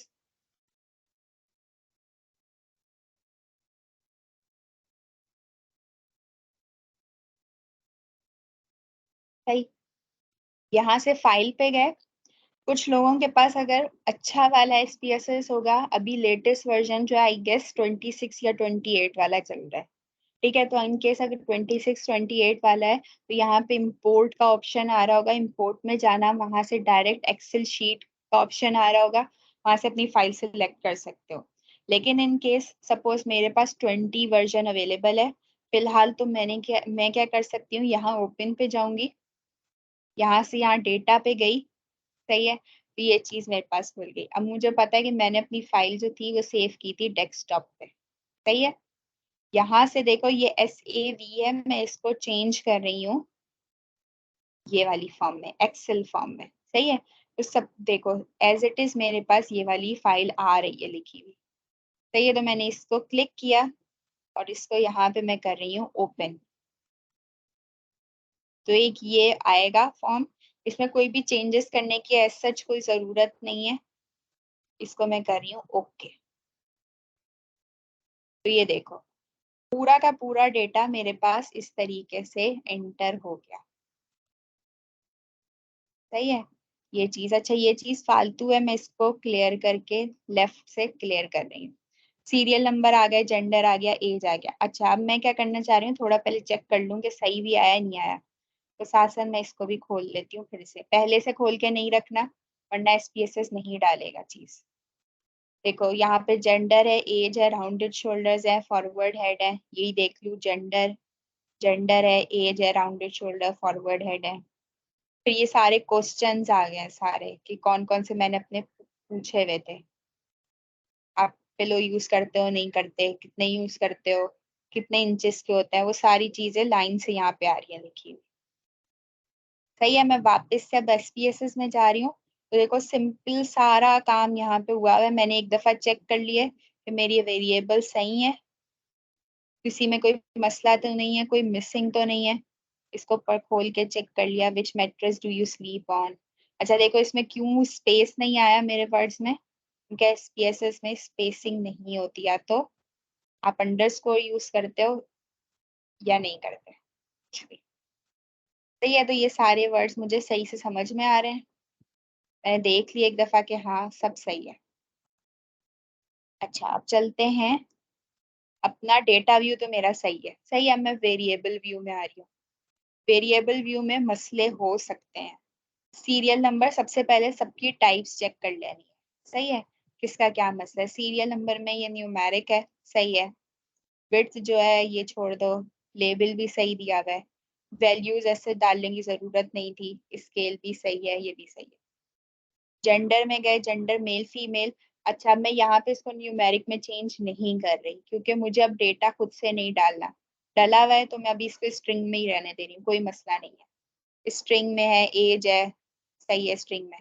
विड्थ 0 0। अच्छा कुछ में देखो ये डेसिमल पॉइंट्स का ज्यादातर मसला आता है, जहां जहां मसला आता है वो बता रही हूँ। डेसिमल पॉइंट्स यहाँ 4 दिए हुए हैं, तो उसकी वजह से देखो मेरे राउंडेड शोल्डर्स और फॉरवर्ड हेड कैसे अजीब से लिखे हुए आ रहे हैं। सही है, तो मैं यहाँ से डेसिमल पॉइंट्स इसके कर रही हूँ 0। देखो यहाँ हो गया नॉर्मल, सही है, लेकिन मुझे लगा था कि शायद मेरे पास डेसिमल पॉइंट वाली चीज थी तो मैं ये 1 1 कर। अब आ जाओ यहाँ पे, मैं एज न्यूमेरिक होगा। कर रही हूँ। सही है, तो यहाँ देखो पहले सबसे ये डेसिमल पॉइंट वाली चीज सेम हो गई। अच्छा मैं एज यहाँ पे चेंज कर देती हूँ, ये हो गया न्यूमेरिक। ये कोई मसले आते हैं वो सही करने होते हैं ना, आराम से बैठ के इनको पढ़ना है। किसी में क्या मसला है, राउंडेड शोल्डर मेरा नंबर में था, फॉरवर्ड नंबर में है। अब ये क्वेश्चंस हैं, ठीक है, हाँ या ना में जवाब दिया हुआ होगा तो स्ट्रिंग सही है। डू यू यूज मैट्रेस, ये सारी जो क्वेश्चंस होंगे ना वो यू स्ट्रिंग में ही होंगे। अच्छा यहाँ पे था कि इफ यस हाउ मेनी, कितने आप जो है वो यूज करते हो पिलोज, तो वो न्यूमेरिक में था, सही दिया हुआ इन्होंने। बट काइंड ऑफ ये सारे क्वेश्चंस हैं, ये मुझे लगता है सही होंगे। सही है, तो ये आ गया। विड्थ को छोड़ देते हैं, डेसिमल मैंने कर दिया सही। लेबल, अब देखो लेबल कुछ यहाँ पे नहीं आ रहा तो मैं खुद से पुट कर देती हूँ, एज इन ईयर्स, और यहाँ पे लिख देती हूँ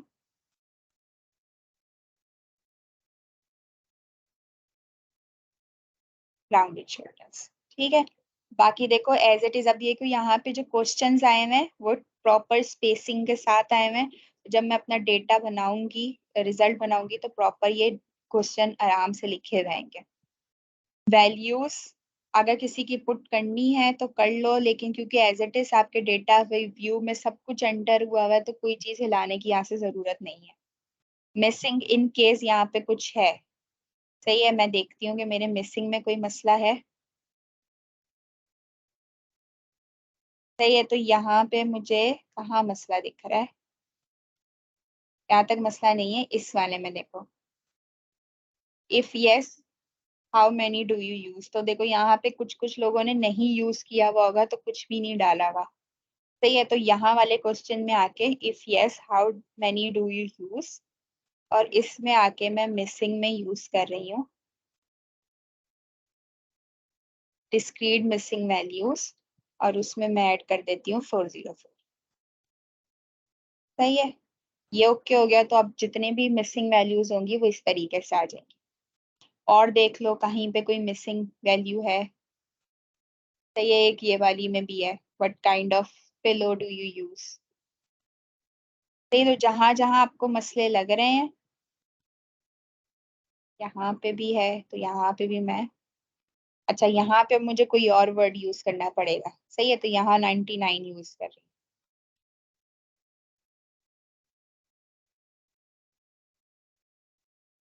हूँ। अच्छा बाकी जितने भी है मैं एक एक करके नहीं दिखा रही, और सारे उनमें मसले होंगे, देखो आगे चल के देखो यहाँ पे कितने सारे मिसिंग मिसिंग आ रहे हैं। तो इसी तरीके से आपके अगर डेटा में जितने भी जहां जहां जिस कॉलम में मिसिंग वाली चीज होगी, वहां हर जगह आपने अलग अलग ऐड करना है, सही है, मैं सारे ऐड नहीं कर रही। खैर अब आगे चलते हैं, अलाइनमेंट किसी की राइट है किसी की लेफ्ट है, अच्छा लगाने के लिए सबको राइट राइट कर दो, सही है, जिसका जो मसला है राइट कर दो, नहीं करना है ऐसे ही रहने देना, तो ऐसे कोई मसला नहीं लग रहा क्योंकि हमने ये किसी को दिखाना नहीं है, सिर्फ टेस्ट रन करना है। अच्छा जो मेजर वाली चीज है वो भी मैं जरा एक दफा चेक कर लूं, ठीक है, तो न्यूमेरिक के लिए स्केल यूज हुआ है, सही है, जेंडर मेल और फीमेल है तो उसके लिए नॉमिनल है, एज है, एज जो है हमारे पास न्यूमेरिक फॉर्म है और उसके लिए इन्होंने नॉमिनल यूज किया हुआ है, तो यहाँ स्केल यूज होना चाहिए। Rounded shoulders forward head numeric है, स्केल आना चाहिए, सही है। विच मेट्रस डू यू यूज, जाहिर सी बात है कोई कैटेगरी है तो नॉमिनल है। फिर उसके बाद इफ यस हाउ मैनी, ठीक है, तो ये भी एक न्यूमेरिक थी, ठीक है, न्यूमेरिक में अब हमें यहाँ पे भी स्केल ऐड करना चाहिए, सही है। बाकी और do you keep, do you wake up, अच्छा ये वाली बात भी थी, इसको भी न्यूमेरिक फॉर्म में होना चाहिए, आप कितनी दफा रात को उठते हो, नहीं बल्कि ये ऑफन वाली चीज यूज हुई थी, नहीं करेंगे। अच्छा इसमें ना आपकी डिपेंड करता है आपने क्या ऑप्शंस में क्या लिखा हुआ है, अगर 1 2 3 4 टाइम्स लिखा हुआ है तो यहाँ न्यूमेरिक आना चाहिए था, अगर मैंने ये लिखा हो ऑफन, समटाइम्स, रेयरली, ये वाली बात लिखी हुई हो तो वो स्ट्रिंग में ही रहने दो, सही है, तो उससे कोई मसला नहीं है। अच्छा बाकी इनपुट, अच्छा यहाँ पे देखो मेरे जो थे ना फॉरवर्ड हेड और राउंडेड शोल्डर्स, ये इंडिपेंडेंट ही है तो इंडिपेंडेंट ही है, बाकी ये चीजें जो थी वो डिपेंडेंट है, सही है, तो इन केस अगर मैं इनको चाहूँ तो चेंज कर सकती हूँ। विच मैट्रेस डू यू यूज, इनको मैं डिपेंडेंट में चेंज करी हूँ क्योंकि स्लीपिंग से रिलेटेड मेरी सारी बातें डिपेंडेंट में आएंगी।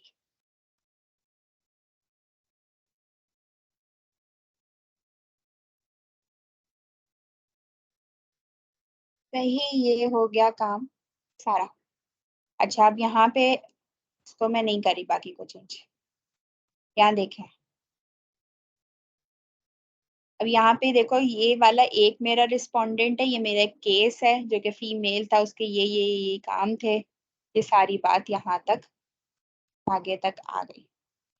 अच्छा अब यहाँ पे देखो एक मसला ये हुआ कि जब मैंने वहां से वेरिएबल में से ना एज को स्ट्रिंग से न्यूमेरिक किया तो यहाँ से मेरी एज गायब हो गई है,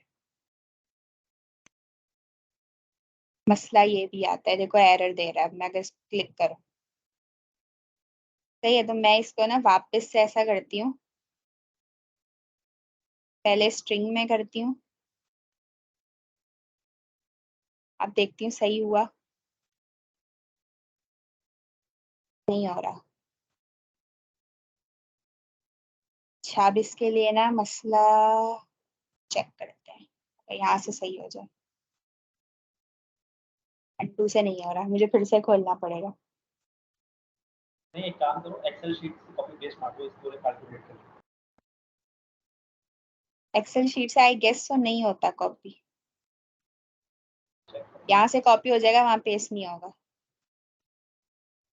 नहीं, वो SPSS डेट के करना अपने मसले हैं,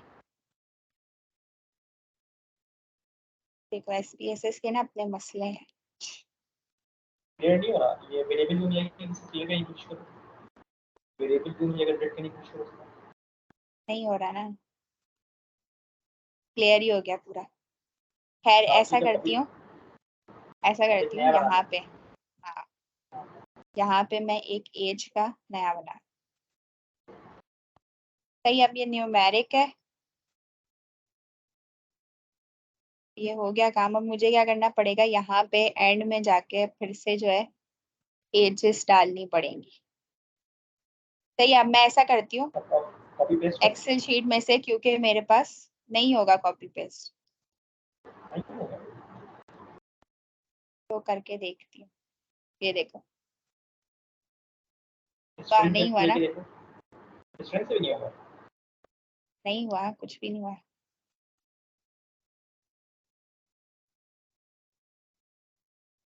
ये SPSS के कुछ मसले हैं, ये करता है ऐसे काम। नहीं हुआ, देखो नहीं हुआ। इसको फिर से मैं क्लियर कर रही हूँ। अच्छा, यहाँ पे मैंने बनाया एज, आसान काम है, रुक जा बताती हूँ। अब यहाँ पे देखो रेंज बनाने का ना फायदा था। सही है, अब मेरे पास 18 से लेके 19 वाले हैं, फिर 20 से 21 वाले हैं, और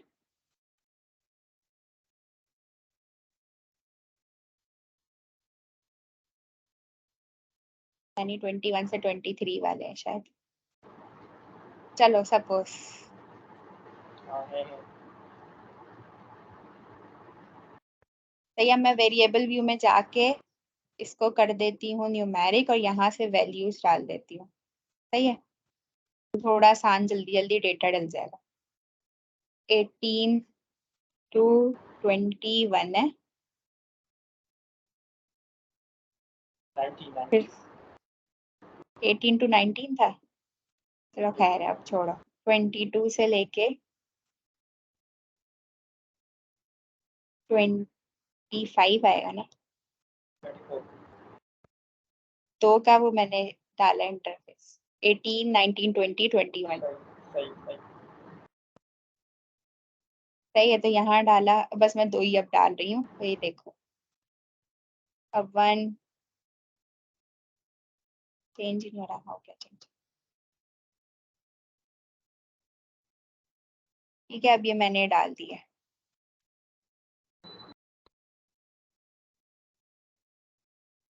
खैर वहां पे पहले जब मेरा सही आ रहा था तो मुझे पढ़ने की ऐसे जरूरत नहीं थी, तो कोई मसला नहीं होता, टेस्ट में कोई चेंजेस नहीं आते। खैर अब हो गया, फिर इन केस अगर मसला हो तो फिर ये आप खुद से भी ऐड कर सकते हो।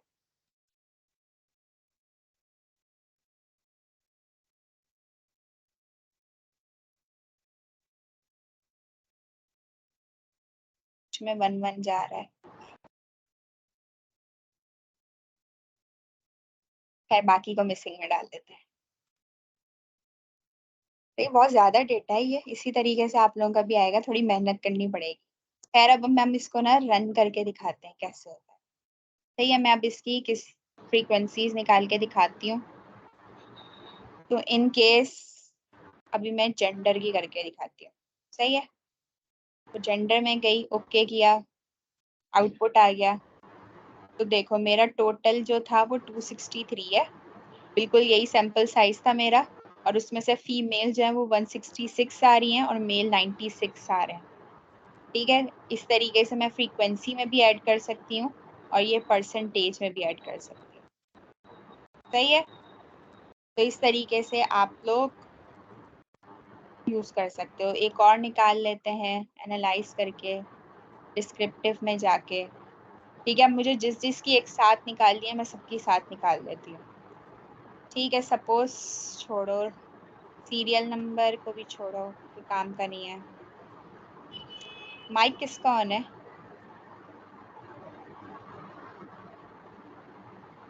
प्लीज अगर किसी का माइक ऑन है तो ऑफ करो।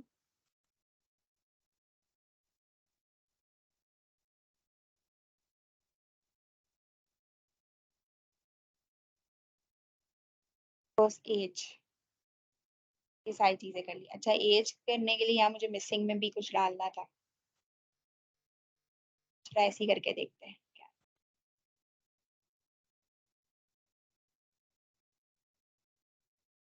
ठीक है, अब ये जेंडर का भी आ गया और यहाँ से एज का भी आ गया।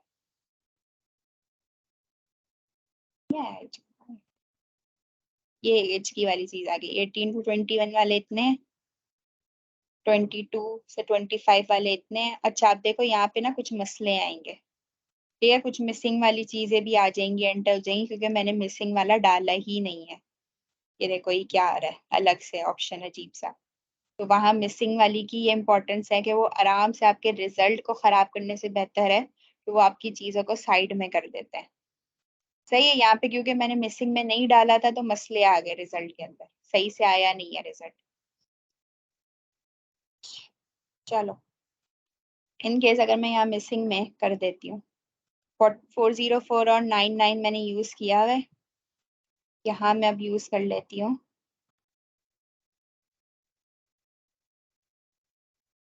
55।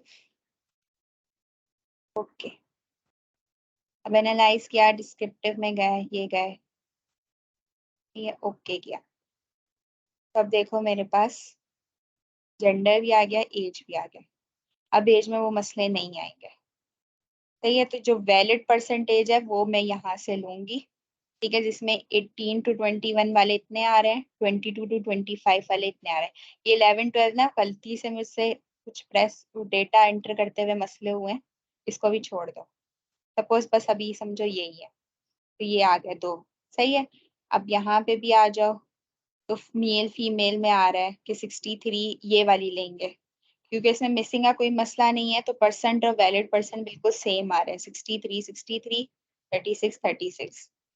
ठीक है। तो 100% में से 63 फीमेल्स थी और मेल जो थे वो 36 थे। इस तरीके से मैं अपनी परसेंटेज डाल सकती हूँ। अच्छा, एक और काम मैं ये करके बताती हूँ। सही है, मीन निकाल के दिखाते हैं। अब देखो ये जो राउंडेड शोल्डर्स और फॉरवर्ड हेड है, ठीक है, इनका मैंने फ्रीक्वेंसी नहीं निकाली क्योंकि बहुत सारे मेरे पास जो है वो कॉलम बन के आ जाते हैं। तो इनका मैं निकाल, पहले इसको रीसेट करो और यहाँ से जो है जो कंटिन्यूअस वेरिएबल्स होंगे उनकी मैं डायरेक्ट मीन निकालूंगी। तो यहाँ से मीन, मीडियन, मोड सेलेक्ट किया, स्टैंडर्ड डिविएशन के साथ कंटिन्यू किया, ओके किया, ये देखो ये चीजें आ गई। अच्छा, आउटपुट में ना मेरा डेटा में जो जो टेस्ट रन करती जाऊंगी वो नीचे आता रहेगा साथ साथ। ठीक है, पहले वाली चीजें कहीं गायब नहीं होंगी, साथ साथ नीचे और मजीद चीजें आना शुरू हो जाएंगी। ये कोई फ्रीक्वेंसीज आ गई, किस चीज की आई हैं? राउंडेड शोल्डर्स और फॉरवर्ड हेड प्रोट्रूजन दोनों की आ गई है। ठीक है, वैलिड इतने थे, मिसिंग इनमें से एक एक आया है। मीन जो है मेरे पास 3.3 है और ये एंगल था फिर 48.9 आया है। ठीक है, इसमें से जाहिर सी बात है मैं मीन लूंगी और मीन में स्टैंडर्ड डिविएशन ये बता दूंगी कि 1.06 की स्टैंडर्ड डिविएशन है और इसमें 8.9 का है। ठीक है, तो एक तो मैं टेबल बनाऊंगी, ठीक है, और एक in the form of line के तौर पे भी लिख सकती हूँ। ठीक है, ये काम हो गया यहाँ से। अच्छा, अब चलते हैं, एक और काम भी सिखा देती हूँ।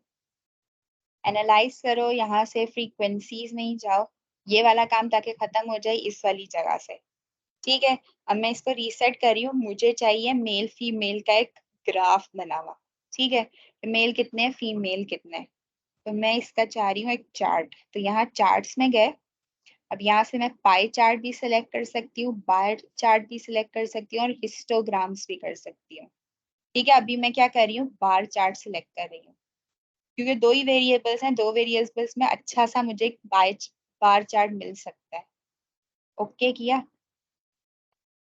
प्रोसेसिंग आ रहा है, आ गया, ये देखो ये ग्राफ। अब मैं कॉपी पेस्ट कर सकती हूँ, कॉपी करो, इसको अपने वर्ड में लेके जाओ। सही है, यहाँ जाके इसको कर दो पेस्ट, तो यहाँ देखो ये आ गया, ग्राफ बना हुआ। आराम से जो है आपको SPSS ग्राफ भी बना के दिखा देता है। एक और काम कर सकते हैं फिर से, एनालाइज में गए और हर तरीके का ग्राफ बना के दिखाती हूँ। चार्ट्स में गए, ठीक है, पाई चार्ट बना के दिखाओ अब हमें। अच्छा, ये चार्ट की वैल्यूज पूछता है कि या तो फ्रीक्वेंसीज में बनाऊं या परसेंटेज में बनाऊं। तो जो चाहे, आप चाह रहे हो कि आपकी परसेंटेज में आपको पाई चार्ट बना के दिखा दे, तो यहाँ से मैंने अब सेलेक्ट कर लिया परसेंटेज। ठीक है, ओके किया, यहाँ से अब मुझे इसने दिखा दी, देखो पाई चार्ट बना के दिखा दिया, प्यारा सा पाई चार्ट बना दिया। बहुत सारे अगर जैसे सपोज अभी यहाँ पे मेरे पास बाइनरी टर्म थी, ठीक है, मेल फीमेल की, अगर सपोज और मजीद कुछ और टर्म्स आती तो पाई चार्ट बहुत अच्छा बन जाता और मजीद इसमें परसेंटेजेस आ जाती। ठीक है, ये ब्लू सी चीज देख रहे हो, ये इन्होंने मिसिंग में शो की हुई है, मिसिंग नहीं होगा तो यहाँ से नहीं बनेगा। अच्छा, इन केस चलो अब एक और चीज करते हैं, हिस्टोग्राम भी बना के दिखाती हूँ। फ्रीक्वेंसीज में गए, अच्छा इसको छोड़ो, अब मैं राउंडेड शोल्डर्स का हिस्टोग्राम बना के, हिस्टोग्राम्स देखो ये ऐसा होता है,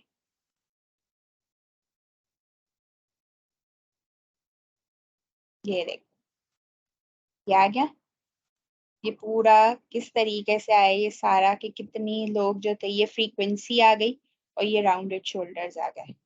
तो ये कितना आगे तक गया है, कितना ऊपर गया है, ये देखो यहाँ पे साथ में। हिस्टोग्राम का एक फायदा ये होता है कि आपको साथ में ही ग्राफ के जो है ये मीन भी बता रहा होता है, स्टैंडर्ड डिविएशन भी बता रहा होता है। तो इन केस अगर कहीं पे मैंने मीन और स्टैंडर्ड डिविएशन वाली चीज यूज की है अपना रिजल्ट प्यारा करने के लिए, मैं इसको कॉपी पेस्ट करके वहां डाल सकती हूँ कि ये देखो ये प्यारा सा मैंने ग्राफ जो है वो बनाया था,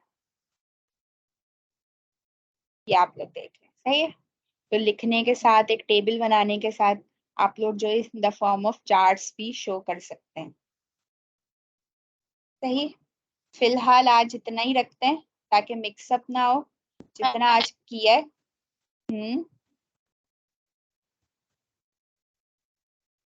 हेलो, पूछ रही हमारे पास हिस्टोग्राम के अंदर एक प्रॉब्लम होती है कि हमारे पास जो पीक आती है,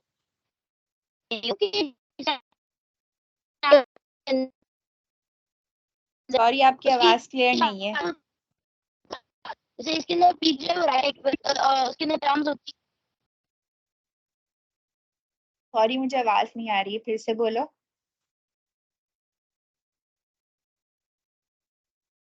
हेलो, है, ये कह रही हूँ। अभी आपको मेरी आवाज आ रही है? जी अब आ रही है, बोलो। आपको मेरी आवाज आ रही है? जी आ रही है, बोलो। मैम मैं ये कह रही हूँ, हमारे पास जो होता है मैम, हमारे पास जो इंस्टाग्राम की पीक होती है वो सेंटर में आना होती है, तो वो जरूरी है कि हर डेटा के लिए सेंटर में ही आए? नहीं, बिल्कुल भी नहीं जरूरी, ऐसा कुछ नहीं है। यहाँ पे देखो, अब यहाँ पे पीक जो है वो सेंटर में नहीं आ रही मेरी, तो ऐसा कोई मसला नहीं है। अगर इसके ऊपर से इन केस अगर वो बनता, जो पीक वाली चीज बनती है तो वो थोड़ी सी साइड में आती है, तो ऐसा कोई मसला नहीं होता। नहीं, कोई मसला नहीं है, जरूरी नहीं है कि हिस्टोग्राम में आपकी जो पीक है वो सेंटर में ही शो हो। ये चार्ट्स जो होते हैं ना, ये ऐसा खूबसूरती के लिए शो करते हैं, ऐसा जिनका कोई काम नहीं होता। लाइक अगर ज्यादातर आपने पेरेंट आर्टिकल्स में देखा होगा कि ज्यादातर लोगों ने नहीं डाला हुआ होता, बहुत कम होते हैं जिन्होंने डाला हुआ होता है। अगर इनकेस डाला हुआ भी होता है तो वो ज्यादातर बार चार्ट्स या पाई चार्ट्स होते हैं। पाई चार्ट्स का ज्यादा काम होता है क्योंकि वो खूबसूरत भी लग रहे होते हैं, उसमें बहुत सारे वेरिएबल्स जो हैं वो आपके कवर भी हो जाते हैं। तो ये जितनी भी टाइप्स होती हैं वेरिएबल्स की वो सारी कवर हो जाती हैं एक साथ ही। ठीक है, तो इसको पढ़ना थोड़ा सा मुश्किल होता है, लेकिन इसका ये फायदा होता है कि आपको साथ में ही ये चीज भी मिल जाती है एज कम्पेयर टू पाए और बार के। आपको अगर मैं दिखाऊं तो इसमें जो है इन्होंने एज सच को इतनी चीजें नहीं दिखाई, मेल फीमेल के अलावा। ठीक है, तो इस तरीके से ये चलता है। इसके अलावा कोई और क्वेश्चन? फिलहाल डेटा एंट्री से लेके ये दो टेस्ट करने तक सबको क्लियर हुआ? मीन मीडियन किस में निकालना है और जस्ट फ्रीक्वेंसी किसके अंदर निकालनी है, ये क्लियर हुई बात? सही। अब जिन जिन के पास SPSS है और जिसके पास नहीं है वो काइंडली SPSS ले, उसको डाउनलोड करे, ठीक है, अपने IT डिपार्टमेंट से जाके और प्रैक्टिस कर लो। इन केस प्रैक्टिस नहीं करोगे ये चीज सारी भूल जाओगे। ठीक है, क्योंकि रिटन फॉर्म में हमारे पास कहीं पे भी कोई अवेलेबल नहीं है। यूट्यूब सर्च करोगे, यूट्यूब पे कहीं पे भी कोई भी प्रॉपर वीडियो नहीं अवेलेबल। जब मैंने फर्स्ट टाइम किया था मुझे नहीं मिली थी। तो ये तो मैंने फर्स्ट टाइम, ये जो मैंने आप लोगों को डेटा सेट दिखाया है ये मैंने किसी से स्टैट्स रन करवाए थे। ये इसका मेरे पास रिजल्ट बना हुआ है, जो कि मेरे पास स्टैट्स रन हुए हैं, किसी से मैंने पैसे दे के, शायद उन्होंने मुझसे 6000 लिए थे, और मुझे ये पूरा रन करके दिया था एंट्री करने के बाद। जब मैंने खुद समझा तो मैंने कहा ये तो बहुत आसान है, 6000 मैंने ज़ाया किए। सही है। तो इसलिए बेसिक्स खुद आनी चाहिए। छोटे मोटे टेस्ट हैं, ये हम खुद से रन कर सकते हैं और अपना रिजल्ट आराम से बना सकते हैं, कोई मसला नहीं होता। ठीक है, तो पैसे ज़ाया करने की बिल्कुल ज़रूरत नहीं है। अच्छा, किसी को कोई और मसला? आवाज आ रही है? मैम ये पूछना। हेलो। हेलो जी, पूछो। जी मैम, मैंने पूछा था कि आपने कुछ मिसिंग के कॉलम में किसी कई जगहों पे 404 के अलावा नंबर्स डाले, तो आप वो प्लीज एक्सप्लेन कर सकते अच्छा, देखो एसपीएसएस को ना कुछ उस खाली जगह पे कुछ ना कुछ चाहिए था। सही है। सपोज ये वाली मैंने जैसे दिखाया था कि मेरे डेटा में बहुत सारी जगह जो थी वो खाली थी, जिनका आंसर नहीं बनता था। इफ यस हाउ फ्रीक्वेंटली, कुछ लोग अगर नो पहले उन्होंने किया हुआ है तो आगे वो क्या ही फिल करेंगे। तो ये चीजें हैं ये जो नहीं फिल हुई हुई। ठीक है, तो इनको फिल करने के लिए एसपीएसएस को कोई ना कोई चीज बतानी थी। तो वो मैं वेरिएबल व्यू में गई, और जहां जिस जगह पे मेरे ऐसे मिसिंग चीजें थी, जैसे suppose if yes how many pillows, इसमें एक मिसिंग जगह थी, तो मैंने उस मिसिंग जगह को एक नाम दे दिया 404 का। ठीक है, इस तरीके से मैं कोई भी नाम दे सकती हूँ, जरूरी नहीं है 404 यूज करो। लेकिन हाँ, कोई ऐसा वर्ड यूज करना जो खुद को भी याद रहे कि 99 मैंने ऐसा मिसिंग वर्ड यूज किया हुआ। ठीक है, तो इसको मैंने 99 दे दिया। फिर कहीं और अगर मिसिंग वर्ड आया तो उसको कोई और नाम दे दिया। ठीक है, तो इस तरीके से आप मिसिंग वर्ड्स जो है वो एसपीएसएस को देते हो, ताकि एसपीएसएस आपके रिजल्ट के अंदर उसको मिक्स ना कर दे। ठीक है, क्योंकि मैंने एक जगह हैं। दिखाया था कि एज में पहले मैंने मिसिंग नहीं लिखा था तो मेरा रिजल्ट खराब आ रहा था। तो ये फिर बाद में मैंने मिसिंग वर्ड यूज किए तो वो सही हो गया। तो ये चीज होती है, रिजल्ट्स तो आपके मैम खराब हो जाते हैं। जी, क्या हमेशा न्यू नंबर यूज करना होगा? मतलब एक दफा हमने अगर 404 हाँ, यूज कर लिया है तो हम दोबारा नहीं कर सकते, बिल्कुल ऐसा ही है। इसमें क्या होगा फिर वो और मतलब हर वेरिएबल तो अलग है ना। ये वेरिएबल अलग था मेरा और ये वाला वेरिएबल अलग था, तो अब मैं हर जगह तो 404 यूज नहीं कर सकती। तो इस वाले वेरिएबल में जितने मिसिंग वर्ड आ रहे थे उनको मैंने एक नाम दे दिया 404। अब अगर इन केस कहीं सी और वेरिएबल के अंदर मेरे पास मिसिंग आ रही है तो उसको मैं कोई और नंबर दूंगी। ठीक है, और कोशिश करना है वो नंबर नहीं देना जो आपके डेटा में पहले से मौजूद हो। सही है। सपोज अगर मैंने 99 दिया हुआ और इन केस मेरे पास यहाँ किसी जगह पे 99 का टर्म यूज हुई भी हो, सपोज फॉरवर्ड हेड प्रोट्रूजन में मेरे पास ऑलरेडी एक डेटा मौजूद है 99 का, तो ऐसा नहीं होना चाहिए। ठीक है, जो भी वैल्यू दोगे वो आपकी डेटा जो भी आपने पहले से डेटा बनाया हुआ है उससे थोड़ा सा डिफरेंट होना चाहिए। ठीक है, तो इसलिए कोई यूजली कोशिश करते हैं कि 3 डिजिट वाले नंबर हम असाइन कर दें। ठीक है, 999 कर सकती हूँ यहाँ पे मैं। हर वेरिएबल को एक अलग नंबर असाइन करना है ताकि आपस में मिक्स ना हो जाए कोई चीज। और कोई मसला? मैम आवाज़ आ रही है? जी जी जी, आ रही है। ये पूछना था कि हम लोग एसपीएसएस के लिए अपने आईटी डिपार्टमेंट भी गए थे लेकिन हमें वहाँ से मिला नहीं, तो अब हम क्या करें? अगर इन केस किसी दोस्त के पास एसपीएसएस है तो उसको बोलो यूएसबी में डाउनलोड करके दे दे। सही है, ओके। यूएसबी में से भी कर सकते हैं, लेकिन कुछ क्रैक वर्जन्स भी होते हैं, तो किसी से इनकेस पूछ लो। आप लोगों का ना जो वेब सर्वर्स वगैरह वाले होते हैं ना, जो नेट प्रोवाइड कर रहे होते हैं, उनके पास भी ना क्रैक वर्जन्स होते हैं कुछ सॉफ्टवेयर्स के। तो आप वहां से जाके भी पूछ सकते हो कि आपके पास क्रैक वर्जन है एसपीएसएस का। ये सारे लोग जो है ना क्रैक वर्जन डाल के देते हैं, आपके आईटी डिपार्टमेंट वाले भी। ये जो मेरे पास भी है ये भी एक क्रैक वर्जन है, मैंने कुछ टाइम पहले ही डलवाया था। तो वो आपको अगर या तो किसी से यूएसबी में से शेयर कर लो, या फिर आप क्रैक वर्जन जो है वेब सर्वर वगैरह वाले जो होते हैं वो भी दे सकते हैं, वरना आईटी डिपार्टमेंट है उनको बोलो कहीं से अरेंज करके दें। आई गेस एक पॉसिबिलिटी है जिनके पास एसपीएसएस है वो इसी रिसर्च एक्सेस के ड्राइव पे अपलोड कर सकते हैं, क्योंकि अपनी स्क्रीन शेयर करते हैं, चीज़ दिखाता हूँ वो देखें किस तरह से अपलोड हो सकता है, तो वहाँ सारे लोग एक्सेस कर सकते हैं। मैं स्क्रीन शेयर करूँगा, हम अपनी स्क्रीन से रोकें, रोक दी।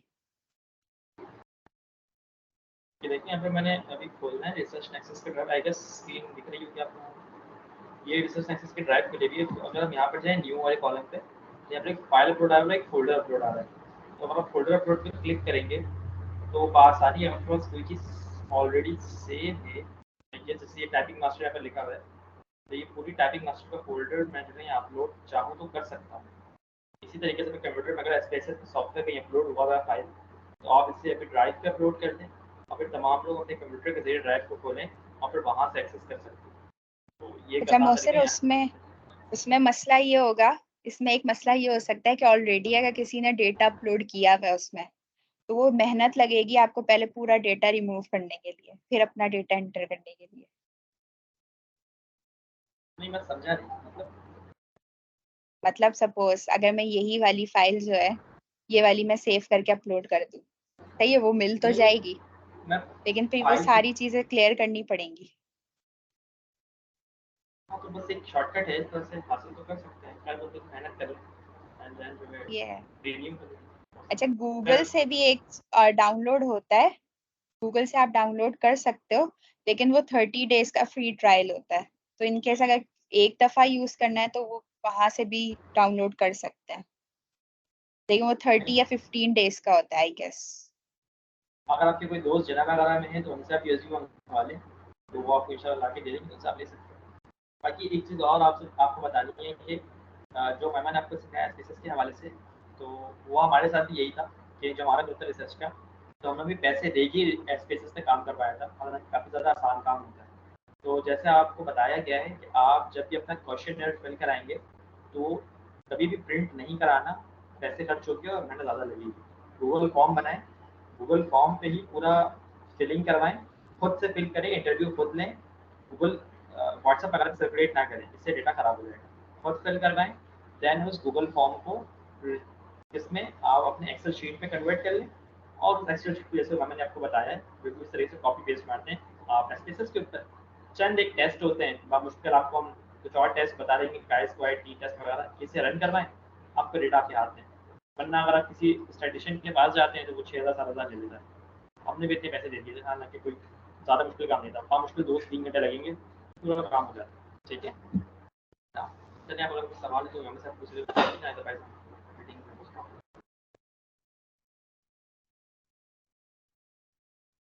ठीक, किसी का सवाल और है? वरना हम मीटिंग क्लोज करते हैं फिर इंशाल्लाह। फिर कल कंटिन्यू रखेंगे यहाँ से। मजीद आधा घंटा और लगेगा, एसपीएसएस को मजीद आधा घंटा देंगे तो इंशाल्लाह सारे टेस्ट हो जाएंगे।